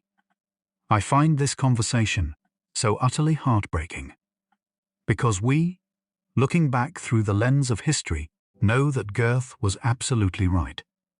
It is the classic struggle between cold, rational strategy and hot, blinding pride. But Harold refuses. He cannot bear the thought of sitting safely behind the walls of London, while his own earldom, his own people, are being put to the sword. Furthermore, Harold has just won an impossible victory at Stamford Bridge by using the element of total surprise. He believes, with the dangerous confidence of a gambler who has just rolled a double six, that he can do it again. He wants to catch William unawares, trap him against the sea, and crush him into the sand. Harold stays in London for only a few days, barely enough time for the stragglers of his northern army to catch up, and far too little time to properly gather the southern third. Against the desperate pleading of his family, King Harold Godwinson orders the march to continue. They leave London and enter the vast, ancient forest known as the Andredsweald. This is a massive, sprawling woodland of dense oak, tangled briars, and deep, treacherous mud that stretches across the southern landscape. The Roman road cuts through it like a dark tunnel. The march through the weald is slow and agonizing. A canopy of leaves blocks out the pale autumn sun, plunging the army into a permanent, damp twilight. The air smells of rotting leaves, wet earth, and fear. The men are constantly tripping over exposed roots, their boots sinking deep into the cold, sticky mud. For 2 days, they push through this oppressive, shadowy forest. Finally, on the evening of October the 13th, the trees begin to thin. The English vanguard emerges from the tree line and steps onto a high, grassy ridge overlooking a sprawling valley. It is a place known locally as the Hoar Apple Tree, a prominent landmark on the road to Hastings. Today, we know this small patch of rising ground as Senlac Hill. Harold looks out over the valley. The sun is beginning to set, casting long, dark shadows across the undulating ground. Roughly 7 miles to the south, he can see the faint orange glow of the Norman campfires illuminating the dark coastal sky. Harold realizes immediately that he has lost the element of surprise. William's scouts are too good. The Duke knows the English are here, but Harold also recognizes that this ridge, this specific hill he is standing on, is a defensive masterpiece. It has steep, marshy slopes on either flank, making it impossible for cavalry to sweep around the sides. If William wants to destroy the English army, he will have to charge directly up the steepest part of the hill. Harold orders his exhausted men to make camp on the ridge. As the darkness of the 13th of October settles over the valley, 2 massive armies sit just a few miles apart, completely aware of one another, waiting for the dawn. The atmosphere in the 2 camps could not be more profoundly different. Up on the cold, exposed ridge, the English army settles into the damp grass. They are a deeply traditional people, and they prepare for battle in the way their ancestors have done for centuries. They open casks of ale and mead.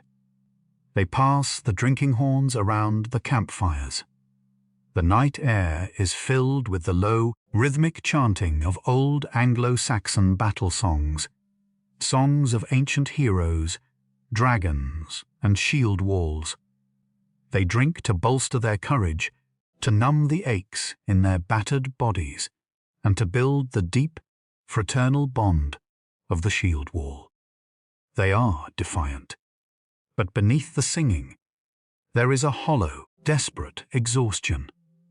Down in the valley, in the sprawling wooden fortress at Hastings, the Norman camp is eerily quiet. There is no singing. There is no drinking.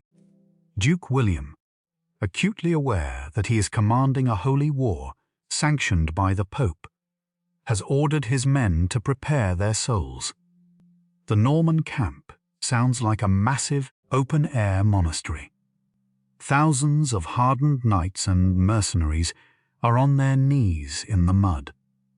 The priests are moving among them, taking confessions, offering absolutions, and praying for victory.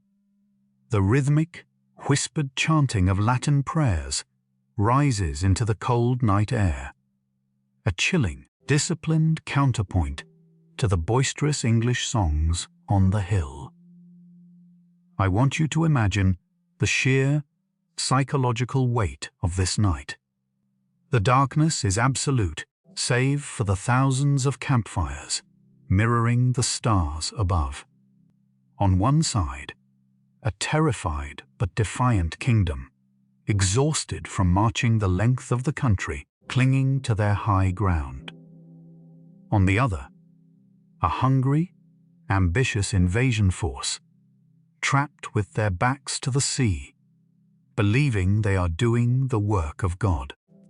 Harold Godwinson sits by his fire on Senlac Ridge, his battle-axe resting near his feet. He looks around at the faces of his men, illuminated by the flickering orange flames.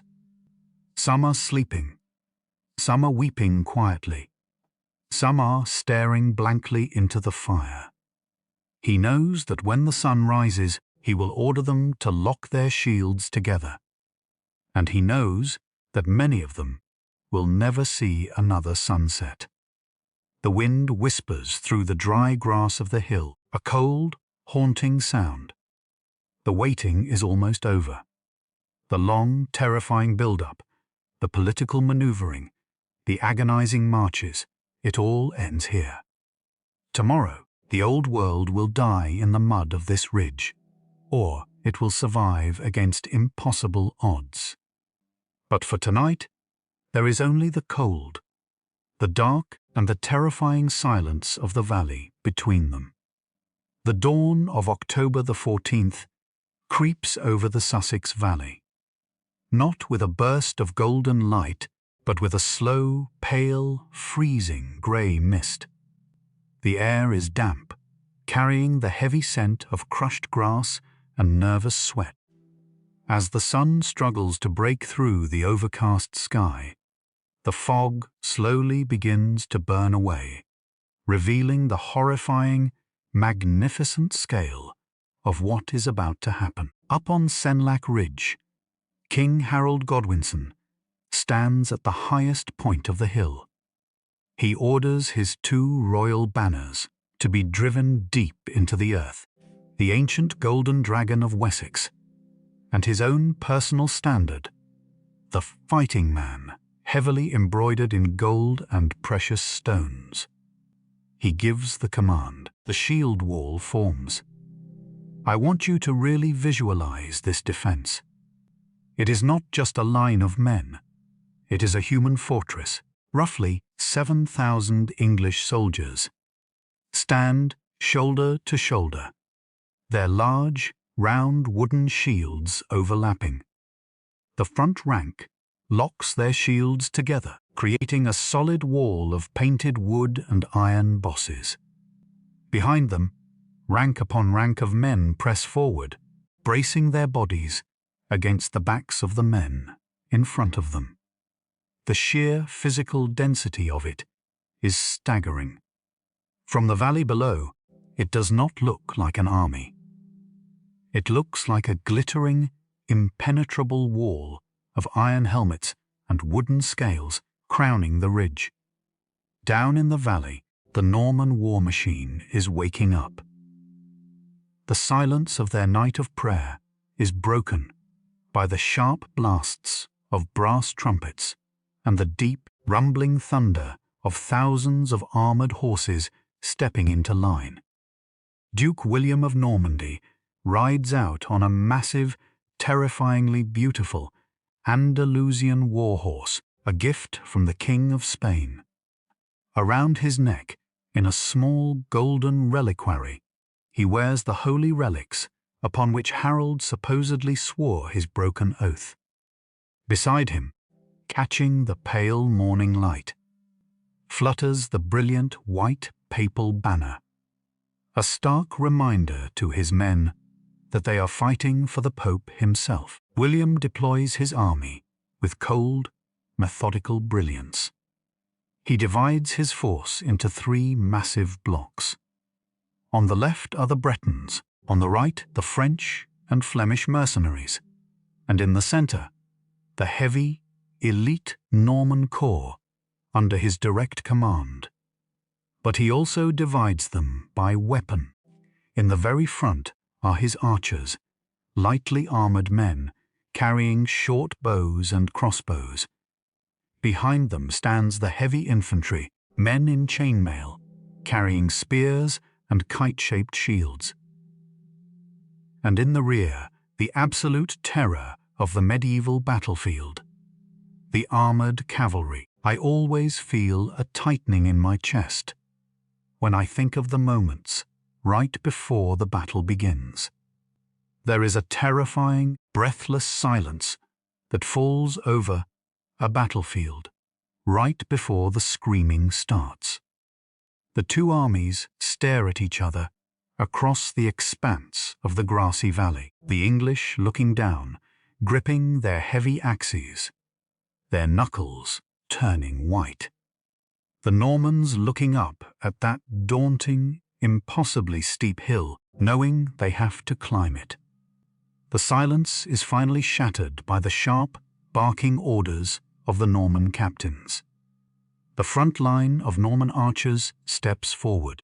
They draw their bowstrings back to their ears, taking aim at the wall of shields above them. The air fills with a sound like tearing canvas, a collective, violent thwack as thousands of arrows are released simultaneously. Look up at the sky in your mind's eye. A massive black cloud of iron-tipped wooden shafts arcs gracefully through the grey morning air. They rise higher and higher, a deadly flock of birds before reaching their apex and raining down upon the English lines. But the hill is steep, and the Norman archers are shooting upward. The angle is all wrong. The arrows either smash harmlessly into the thick wooden planks of the overlapping shields, sounding like a terrifying, deafening hailstorm, or they fly entirely over the heads of the front ranks, plunging harmlessly into the soft earth behind the English lines. The shield wall does not even flinch. The English roar with laughter and beat their weapons against their shields in a deafening rhythm of defiance. William realizes immediately that the archers are useless at this stage. He needs to break the wall with brute force. He signals the heavy infantry. Thousands of armored foot soldiers begin the grueling, exhausting trudge up Senlac Hill. The ground is soft, damp, and incredibly steep. The Normans are slipping, their breathing heavy, as they push upward under the weight of their mail. And, as they get within range, the English unleash their own terrifying barrage. But they do not have bows. They throw everything they have. Heavy iron-tipped javelins, throwing axes, and smooth, heavy stones gathered from the riverbeds come hurtling down the hill with devastating velocity. The impact is horrific. Norman shields are shattered. Men are knocked backward, tumbling down the steep slope into the men behind them, creating a chaotic, bloody crush. But the Norman infantry is disciplined. They push through the hail of missiles, screaming their war cries, until they finally reach the very edge of the English shield wall. The two armies collide with a sound that defies description. It is a deafening, sickening crunch of wood, iron, and bone. The Battle of Hastings has officially begun, and it immediately devolves into a brutal, face-to-face butchery. Men are stabbing wildly through the gaps in the shields. The English housecarls swing their massive Danish battle-axes, weapons so heavy and sharp they cleave right through Norman shields and the men holding them. The air becomes a choking cloud of dust, sweat, and the sharp, coppery stench of fresh blood. We will leave them locked in this agonizing, screaming struggle on the edge of the ridge, pushing and shoving in the mud. As the sun climbs higher into the overcast sky, illuminating the horrific reality of medieval combat. The physical strain of the push is unimaginable. For over an hour, the Norman heavy infantry throws its entire weight against the English shield wall.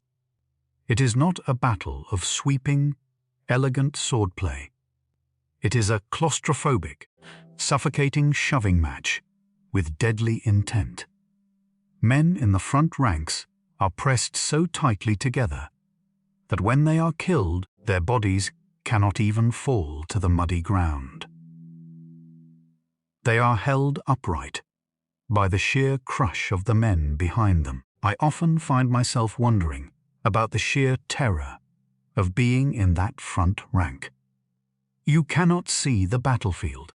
You can only see the terrified eyes of the man directly in front of you, the splintering wood of his shield, and the flash of iron aiming for your throat.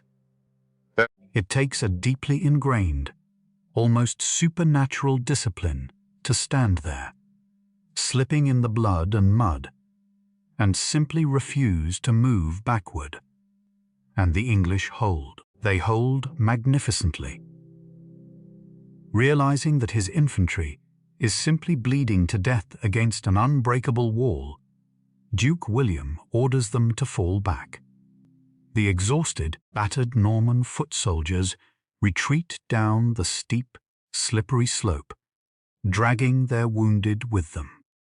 The English let out another deafening, mocking cheer from the top of the ridge, banging their weapons in a rhythmic, terrifying celebration.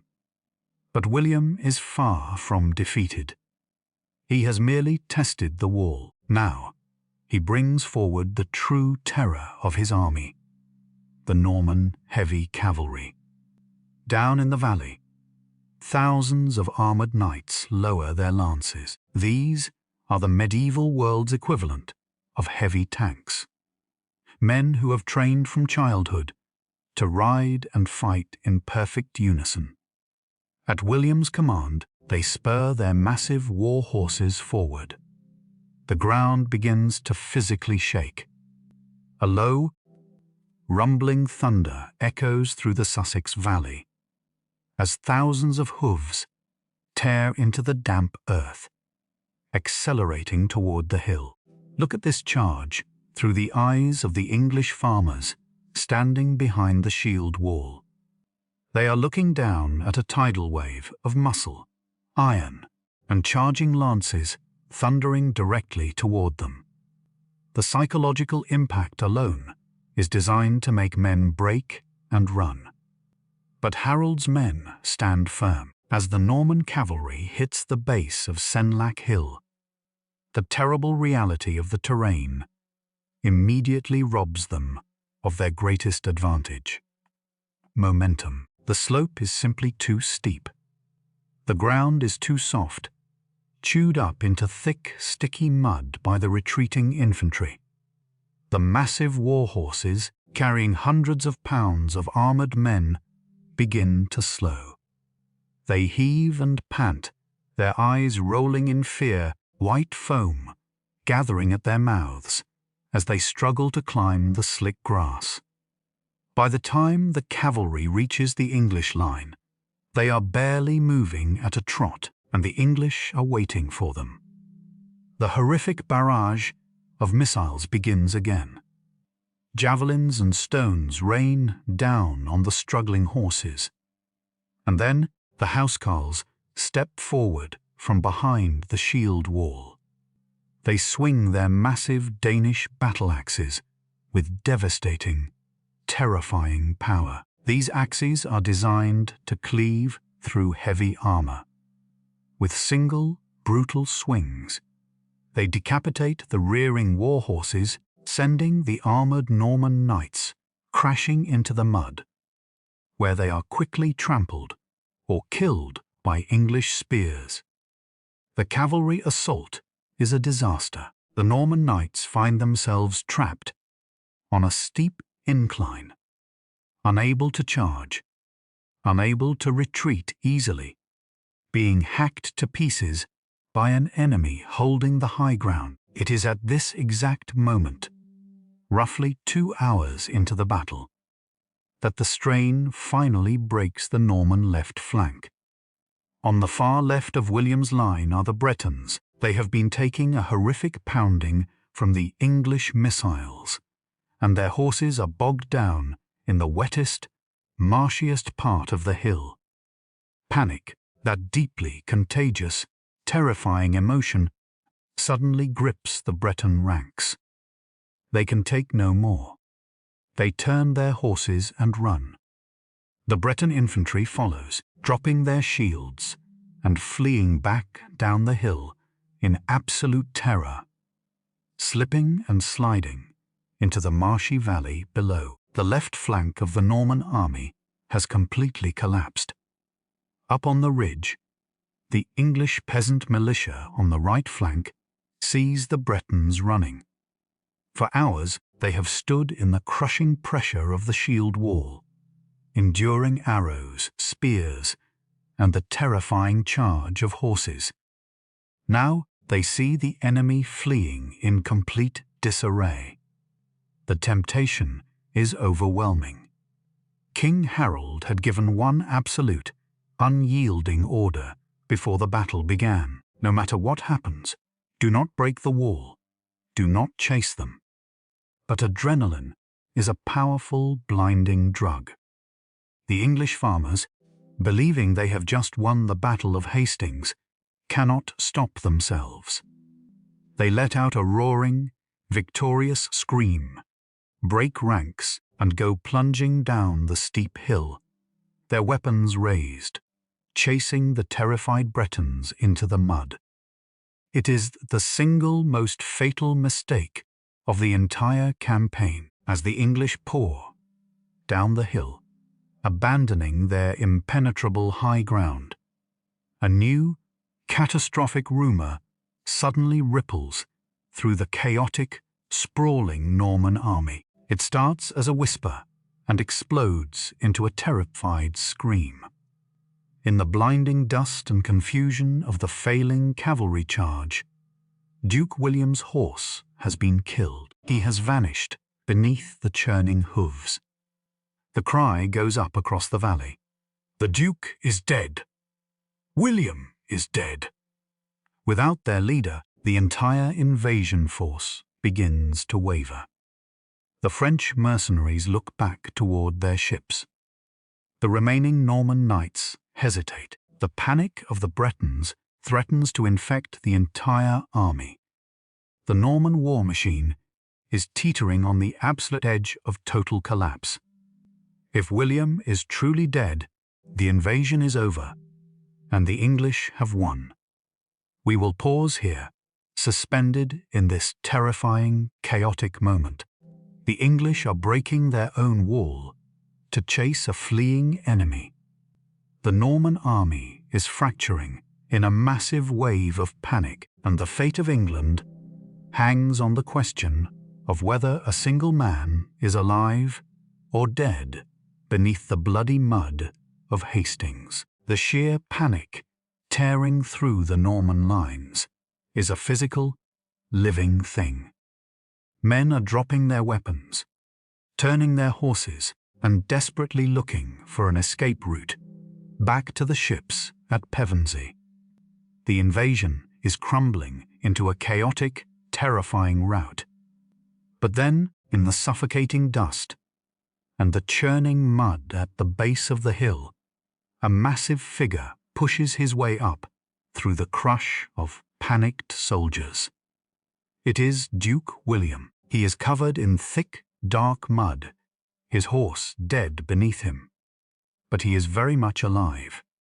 He violently grabs the reins of a riderless horse, hauls his heavy, armored body into the saddle, and does something incredibly dangerous. In the middle of a chaotic medieval battlefield, where arrows and javelins are falling like rain, William reaches up and unlaces the heavy iron helmet that protects his skull. He tears it off, throwing it back, so that his face is entirely exposed to the pale, overcast light. I always find this moment to be a staggering testament to the man's sheer willpower and terrifying charisma. He risks sudden, violent death from a single stray arrow, just so his men can look upon his face. He spurs his horse forward, galloping furiously across the crumbling front line, roaring at the top of his lungs. His voice cuts through the din of the battle. He screams at them to look at him, demanding they stop their cowardice, swearing by the grace of God that he is alive and that he will win this day. It works. The sheer force of his presence acts like a physical barrier, slamming the door on the panic. The fleeing Norman knights look back, see their duke alive and furious, and the terror slowly bleeds out of them, replaced by a cold, burning shame. They pull hard on their reins. They turn their massive war horses around in the mud, and it is in this exact moment that the horrific reality of their mistake crashes down upon the English peasant militia. Hundreds of English farmers, who had broken the absolute discipline of the shield wall in their blind pursuit of the fleeing Bretons, suddenly find themselves trapped at the bottom of the hill. They are standing in the marshy, difficult ground, completely disorganized, panting heavily from the run. They look up and realize the Norman army is not running away anymore. The heavy cavalry has turned around, and they are looking right at them. Without the protection of the steep hill, and without the impenetrable structure of the locked shields, the English peasants are entirely defenseless against armored horsemen. The Norman knights lower their lances and charge. The slaughter in the valley is swift and absolute. The English men are cut off from their brothers on the ridge. Surrounded by plunging hooves and thrusting spears, they fight desperately, swinging their clubs and axes in the muddy marsh. But they are systematically butchered. Up on Senlac Ridge, King Harold Godwinson watches the massacre unfold below him in agonizing silence. He cannot send reinforcements down to save them, because doing so would completely destroy whatever is left of the shield wall. He is forced to stand there, gripping his battle-axe, and watch hundreds of his own men die in the mud, because they disobeyed his most sacred command. The English right flank is heavily depleted. The wall is visibly shorter, but the core of Harold's seasoned housecarls still holds the high ground. Their faces grim, their shields locked tighter than ever. Down in the valley, as the Norman knights wipe the blood from their lances and reform their lines, Duke William watches the destruction of the English pursuing force with cold, calculating eyes. A terrifying realization dawns on him. When he attacked the wall directly, he failed completely. But when his men ran away in a panic, the English broke their own formation and exposed themselves to slaughter. It is a brutal, brilliant piece of battlefield adaptation. William realizes he doesn't need to push the wall over. He just needs to trick the English into stepping out from behind it. He calls his cavalry captains to him. He orders them to ride up the hill, engage the shield wall, and then intentionally fake a panic. They are to turn and flee, hoping to draw more of the exhausted, angry English defenders down into the killing fields of the valley. As the afternoon drags on, the Battle of Hastings transforms into a grueling, agonizing psychological torture. Again and again, the Norman cavalry rides up the steep, slippery slope. They clash with the English line, the sound of iron on wood echoing across the valley. And then, acting on command, they suddenly cry out in fake terror, turn their horses, and gallop back down the hill. For the English standing on the ridge, the temptation is almost impossible to resist. They are exhausted, wounded, and deeply traumatized by the hours of relentless combat. They watch the enemy run, their blood singing, with the desire to end the battle, to chase them down and finish it. The housecarls, the seasoned veterans, scream at the peasant militia to hold the line, physically grabbing men by their tunics to keep them from stepping forward. But human endurance has its limits. Slowly, tragically, small groups of English soldiers cannot hold themselves back. Believing the retreat is real, they step out from the safety of the wall, charging down the hill with their weapons raised. And every single time, The Norman cavalry wheels around at the bottom of the slope, trapping the overextended English in the open and cutting them to pieces. The shield wall, the impenetrable fortress of wood and iron that had looked so magnificent in the morning mist, is slowly, agonizingly, being bled dry by 1,000 tiny, fatal mistakes. We will leave them here, in the fading light of the afternoon, the hill slick with blood and trampled grass, as William's cruel, methodical tactic slowly grinds the last desperate strength out of the English kingdom.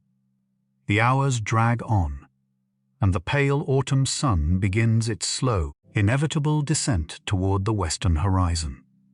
The sky above Senlac Hill bleeds into shades of bruised purple and dull, fading orange. The Battle of Hastings has been raging continuously for nearly 8 hours, an almost incomprehensible duration for medieval hand-to-hand combat. Most battles of this era lasted an hour, perhaps 2, before one side broke.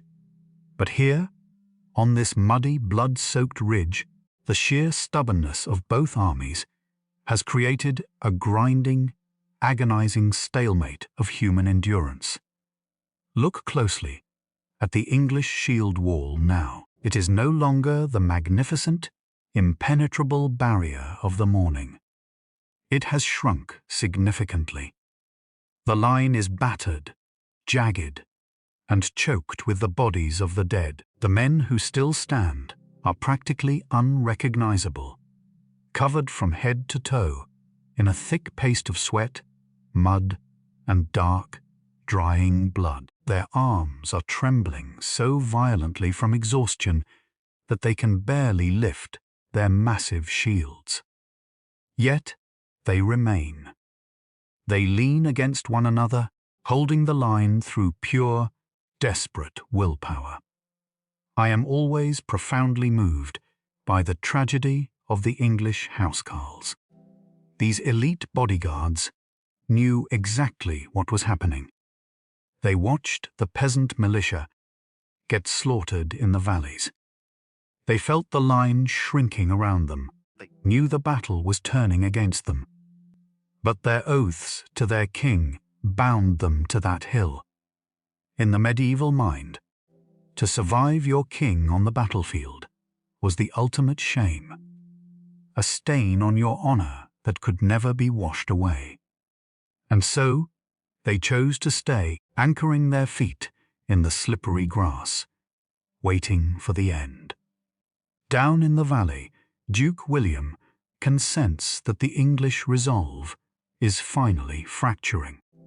His feigned retreats have done their terrible work, thinning the defenders, but a hardened core of veterans still surrounds King Harold and the royal banners at the summit. William knows he must break them before nightfall. If the sun sets and the English still hold the ridge, Harold can slip away in the darkness, regroup, and fight another day. William's army is too exhausted to survive a drawn-out siege or a winter campaign. It has to end now. William looks to his archers. Earlier in the day, their arrows had been useless, either bouncing off the shields or flying over the English lines. But William, observing the battlefield with cold, terrifying precision, gives them a new, devastating order. He commands them to stop shooting directly at the shield wall. Instead, he tells them to aim high, almost vertically, into the darkening sky, so that the arrows will plunge straight down upon the exposed heads and shoulders of the men hiding behind the shields. It is a chillingly calculating tactic.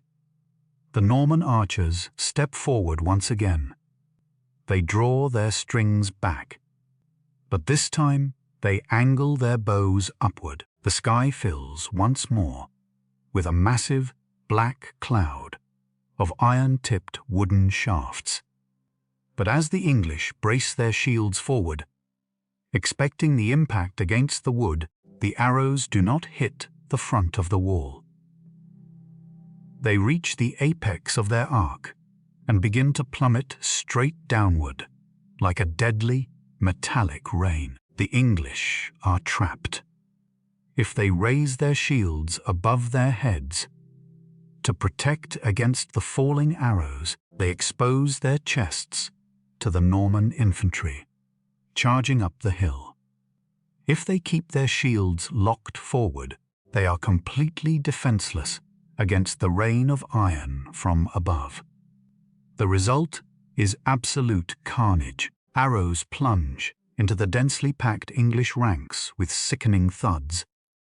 Men scream and collapse, creating sudden, fatal gaps in the once solid wall. The Norman infantry and cavalry, seeing their opportunity, surge forward with renewed, desperate energy, tearing into the weakened English lines.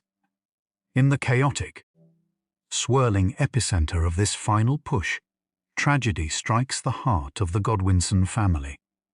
Harold's younger brothers, Gurth and Leofwine, the very men who had begged him to stay in London, are fighting fiercely near the royal standards. They are surrounded by Norman knights. In the brutal, suffocating crush of combat, they are both struck down. They fall in the mud, side by side, their blood mixing with the damp earth of Sussex. I find it so incredibly sorrowful to imagine Harold in that moment. He is surrounded by the deafening roar of battle, the screams of dying men, and the terrifying hiss of falling arrows. And there, just feet away from him, lie the broken bodies of his brothers. The emotional devastation must have been absolute. He had lost his northern army, he had watched his peasants slaughtered, and now his family was gone. There is nothing left for him but the physical weight of his crown and the heavy iron axe in his hands. The Norman forces push inward, sensing that the heart of the English resistance is finally exposed. The shield wall collapses into isolated, desperate pockets of fighting. The battle is no longer a clash of two lines. It is a chaotic, brutal brawl surrounding the Golden Dragon of Wessex and the jewel-encrusted fighting man. The English housecarls fight like cornered lions, swinging their heavy axes in wild, devastating arcs, knowing that their only remaining duty is to sell their lives as dearly as possible to protect their king. We will pause here as the final, terrible climax of the battle approaches, leaving King Harold fighting desperately beneath his banners in the fading, blood-red light of the autumn evening as the Norman tide finally washes over the crest of Senlac Hill. The crest of Senlac Hill becomes a swirling, chaotic vortex of absolute desperation. The impenetrable wall of English shields is gone, shattered into 1,000 splintered fragments of painted wood that litter the bloody grass. In its place, the remaining English housecarls have formed a final, desperate shield ring. They stand shoulder to shoulder in a tight, shrinking circle at the very highest point of the ridge, completely surrounded by a raging sea of Norman armor. The light is failing fast now. The sky has turned a deep, bruised indigo, casting long, haunting shadows across the valley of Hastings. Inside this small, suffocating ring of iron and desperation stands King Harold. He is utterly exhausted. The heavy iron chainmail that he has worn for days must feel as though it is pulling him down into the earth. His breathing is ragged his face entirely masked by sweat, dirt, and the blood of his enemies. He grips his massive two-handed battle-axe, his knuckles white, with the agonizing strain of a battle that has raged from the morning mist to the evening shadows. Above his head, the golden dragon of Wessex and the jewel-encrusted fighting man droop on their wooden poles, heavy with the damp evening air, as if they too know that the end has come. I often find myself lingering heavily on this single brutal moment in time. We read about the fall of kings in history books, as if they are grand, inevitable conclusions written in the stars. But on the ground, in the mud and the terrifying, suffocating crush of men, it is just brutally sudden. One moment a man is the beating heart of an entire nation, the focal point of thousands of lives, and the next he is simply gone, taking a 400-year-old dynasty down with him into the dirt. The Norman knights press inward with terrifying, feral energy. They know they have the King of England trapped. The air is deafening. A continuous, metallic screech of swords dragging across chainmail, the heavy, wet thuds of axes biting into flesh, and the screaming of dying horses. Duke William pushes his men forward, his voice hoarse from shouting, demanding that they break the final ring. And then the fatal blow falls. According to the most famous accounts, including the haunting, woven images of the Bayeux tapestry, it happens in the chaotic aftermath of the final high-arsing arrow volley. An arrow plunging down from the darkening sky with terrifying velocity strikes King Harold. It hits him in the face, piercing his eye.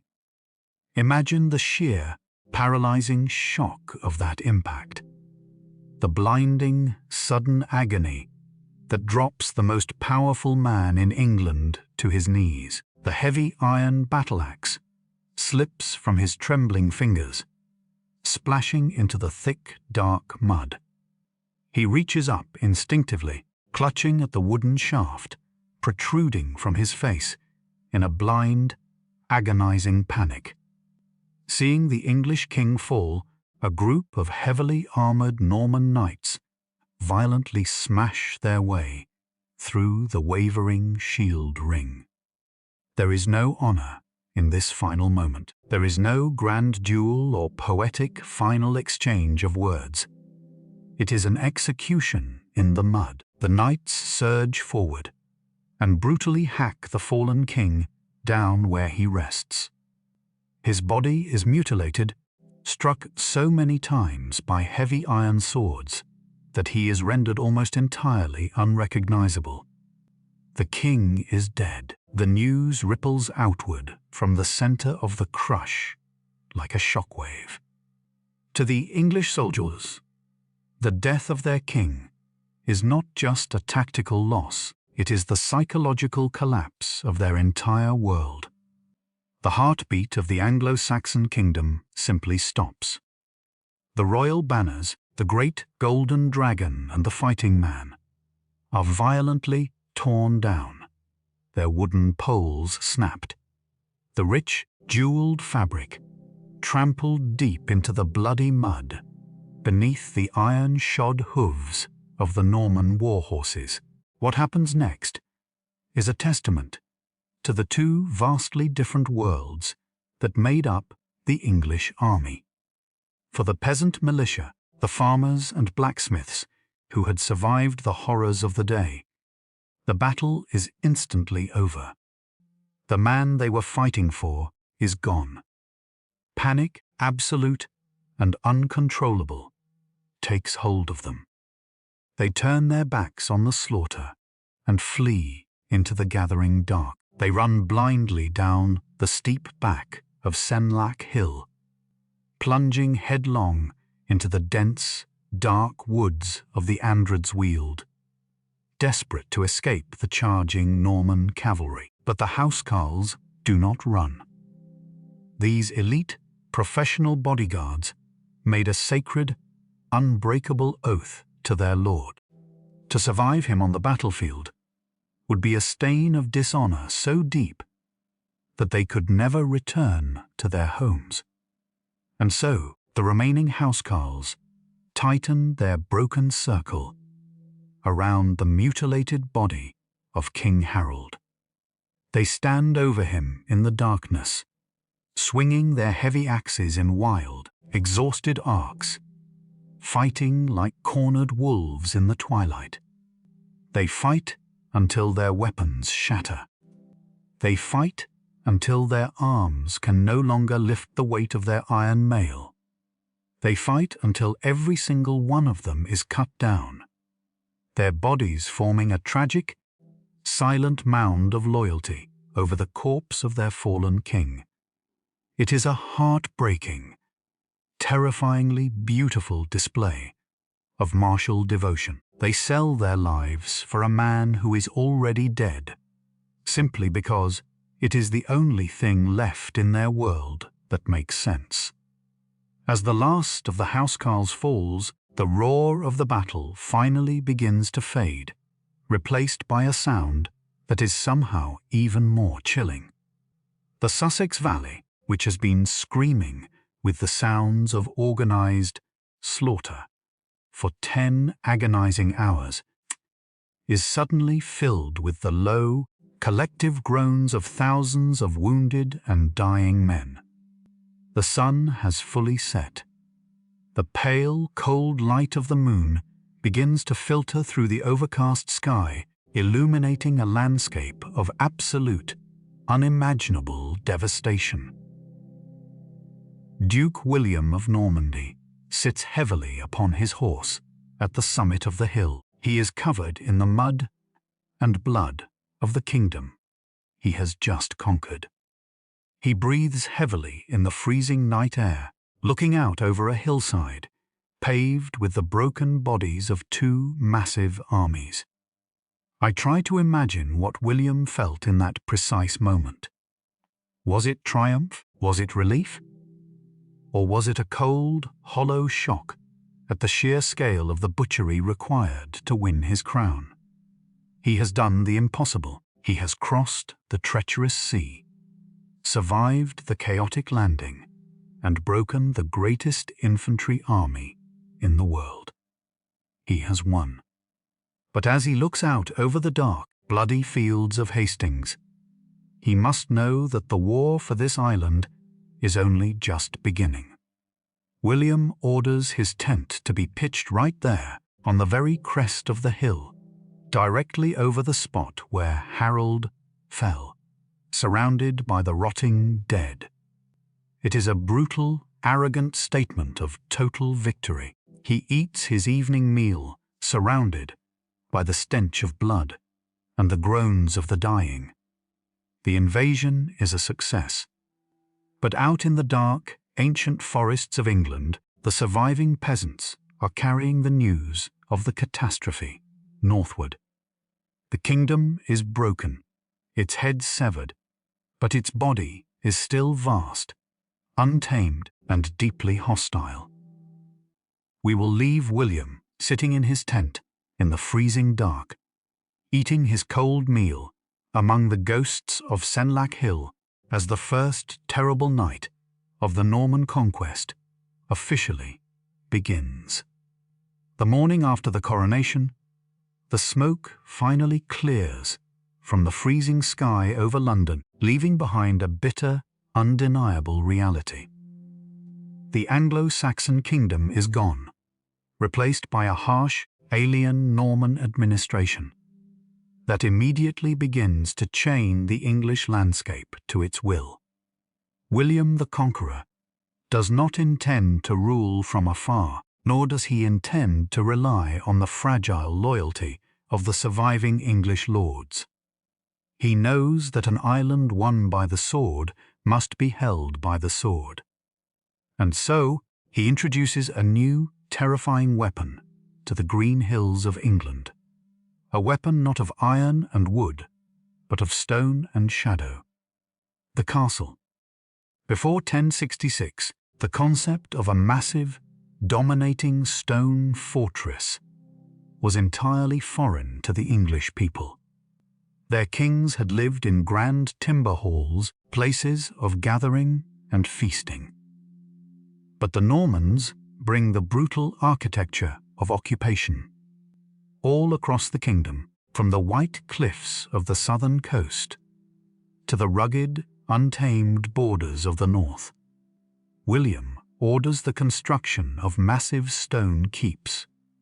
I find the physical transformation of the island during this period to be absolutely staggering. Try to visualize the sheer, exhausting labor of it. The English peasants, the very people who had just lost their kingdom, are forced into the freezing mud to dig massive trenches and haul unimaginable quantities of heavy grey stone. They are forced to build the very monuments of their own subjugation. These castles, with their thick, impenetrable walls and narrow, suspicious arrow slits, rise up over the ancient, sprawling forests and the quiet river valleys, like great, brooding predators. They cast long, dark shadows over the thatched roofs of the villages below, a constant, physical reminder that the Norman boot is firmly planted on the throat of the land. But the conquest is not merely physical. It is profoundly psychological and bureaucratic. Decades after the blood has dried at Hastings, as William's reign nears its end, he orders something that has never been attempted in the history of the medieval world. He orders a complete, uncompromising inventory of his conquered kingdom. He sends his commissioners out into every single shire, every isolated valley, and every quiet farming community. They are to record everything, every piece of land, every mill, every plough, every pig, and every cow. The English people are terrified by this unprecedented intrusion into their lives. They feel as though the last judgment has come upon them, which is why they give this massive, heavy manuscript its legendary name, the Domesday Book. Imagine sitting in a freezing, dimly lit scriptorium, listening to the scratch of a monk's quill on stiff animal parchment, meticulously recording the absolute, total ownership of an entire nation. The Anglo-Saxon nobility is almost entirely erased from the pages, their ancient lands transferred to a few hundred Norman barons. It is the final, silent, bureaucratic death blow to the old world. And yet, when I think about the long, slow aftermath of this monumental conquest, my mind always drifts away from the towering stone castles and the heavy parchment of the king's ledgers. I find my thoughts settling down into the quiet, unchanging rhythm of the villages hidden deep within the forests.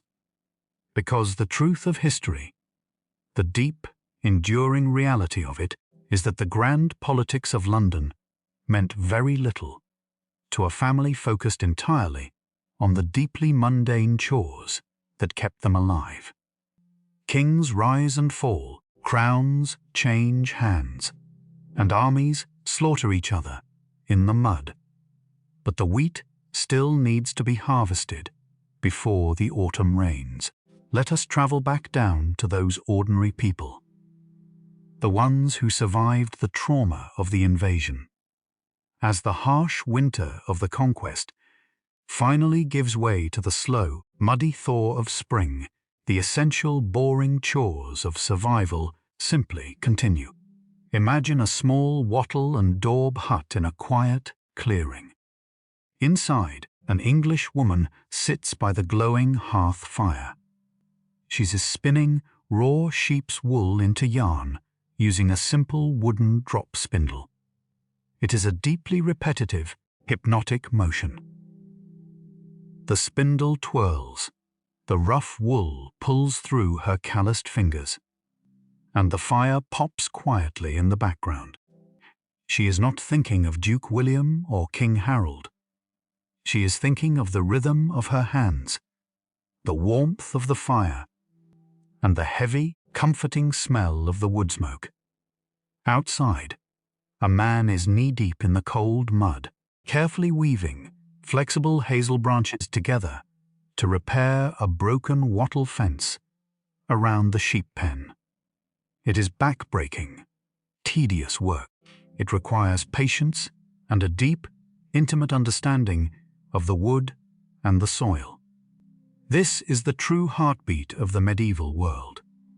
It is not the clash of swords, but the rhythmic, heavy grinding of the stone at the local grain mill. It is the slow, unhurried churning of butter in a wooden cask. It is the endless, cyclical routine of planting, weeding, and reaping. I find an immense, profound comfort in the enduring nature of these simple routines. The Normans brought new lords, a new language, and new, terrifying laws. But they could not change the fundamental rhythm of the earth. The English peasant simply lowered their head, endured the storm, and returned to the plough. And slowly, over the passing of centuries, the sharp, bloody division between the conqueror and the conquered begins to blur. The Norman lords, living in their damp stone castles, slowly begin to intermarry with the English women. The rigid, haughty French language of the court begins to seep into the earthy, Germanic language of the fields, creating a rich, complex new tongue that we recognize today. The deep, agonizing wounds of 1066 slowly form into scars, and then, eventually, those scars simply become the skin of a new nation. The fields of Hastings, where so many thousands of men lost their lives in the brutal crush of the shield wall, are eventually claimed back by nature. The blood washes away into the soil, feeding the grass and the wild wildflowers that bloom brightly in the Sussex summers. A great abbey is built upon the very spot where King Harold fell, its bells ringing out over the quiet valley, a solemn, peaceful echo, replacing the deafening roar of war. We have traveled a long way tonight, through the freezing winters of a dying kingdom, across the dark, churning waters of the Channel, and through the terrifying, chaotic noise of the medieval battlefield. We have watched kings rise in glory and fall in the mud. But now all of that noise is gone. The wheel of history has turned, leaving the past behind, perfectly preserved in the quiet, dusty pages of the chronicles. As the night deepens around you, let the heavy armor of the day fall away. Let the worries and the struggles of your own world fade into the background, just as the distant sounds of the Conquest faded into the silence of the English countryside. Picture the warm, glowing embers of a hearth fire in a quiet timber hall. Listen to the gentle, rhythmic sound of the wind moving through the ancient, unbroken forests. The storm has passed. The world is at peace. The long, exhausting march is finally over, and there is nothing left for you to do now but rest.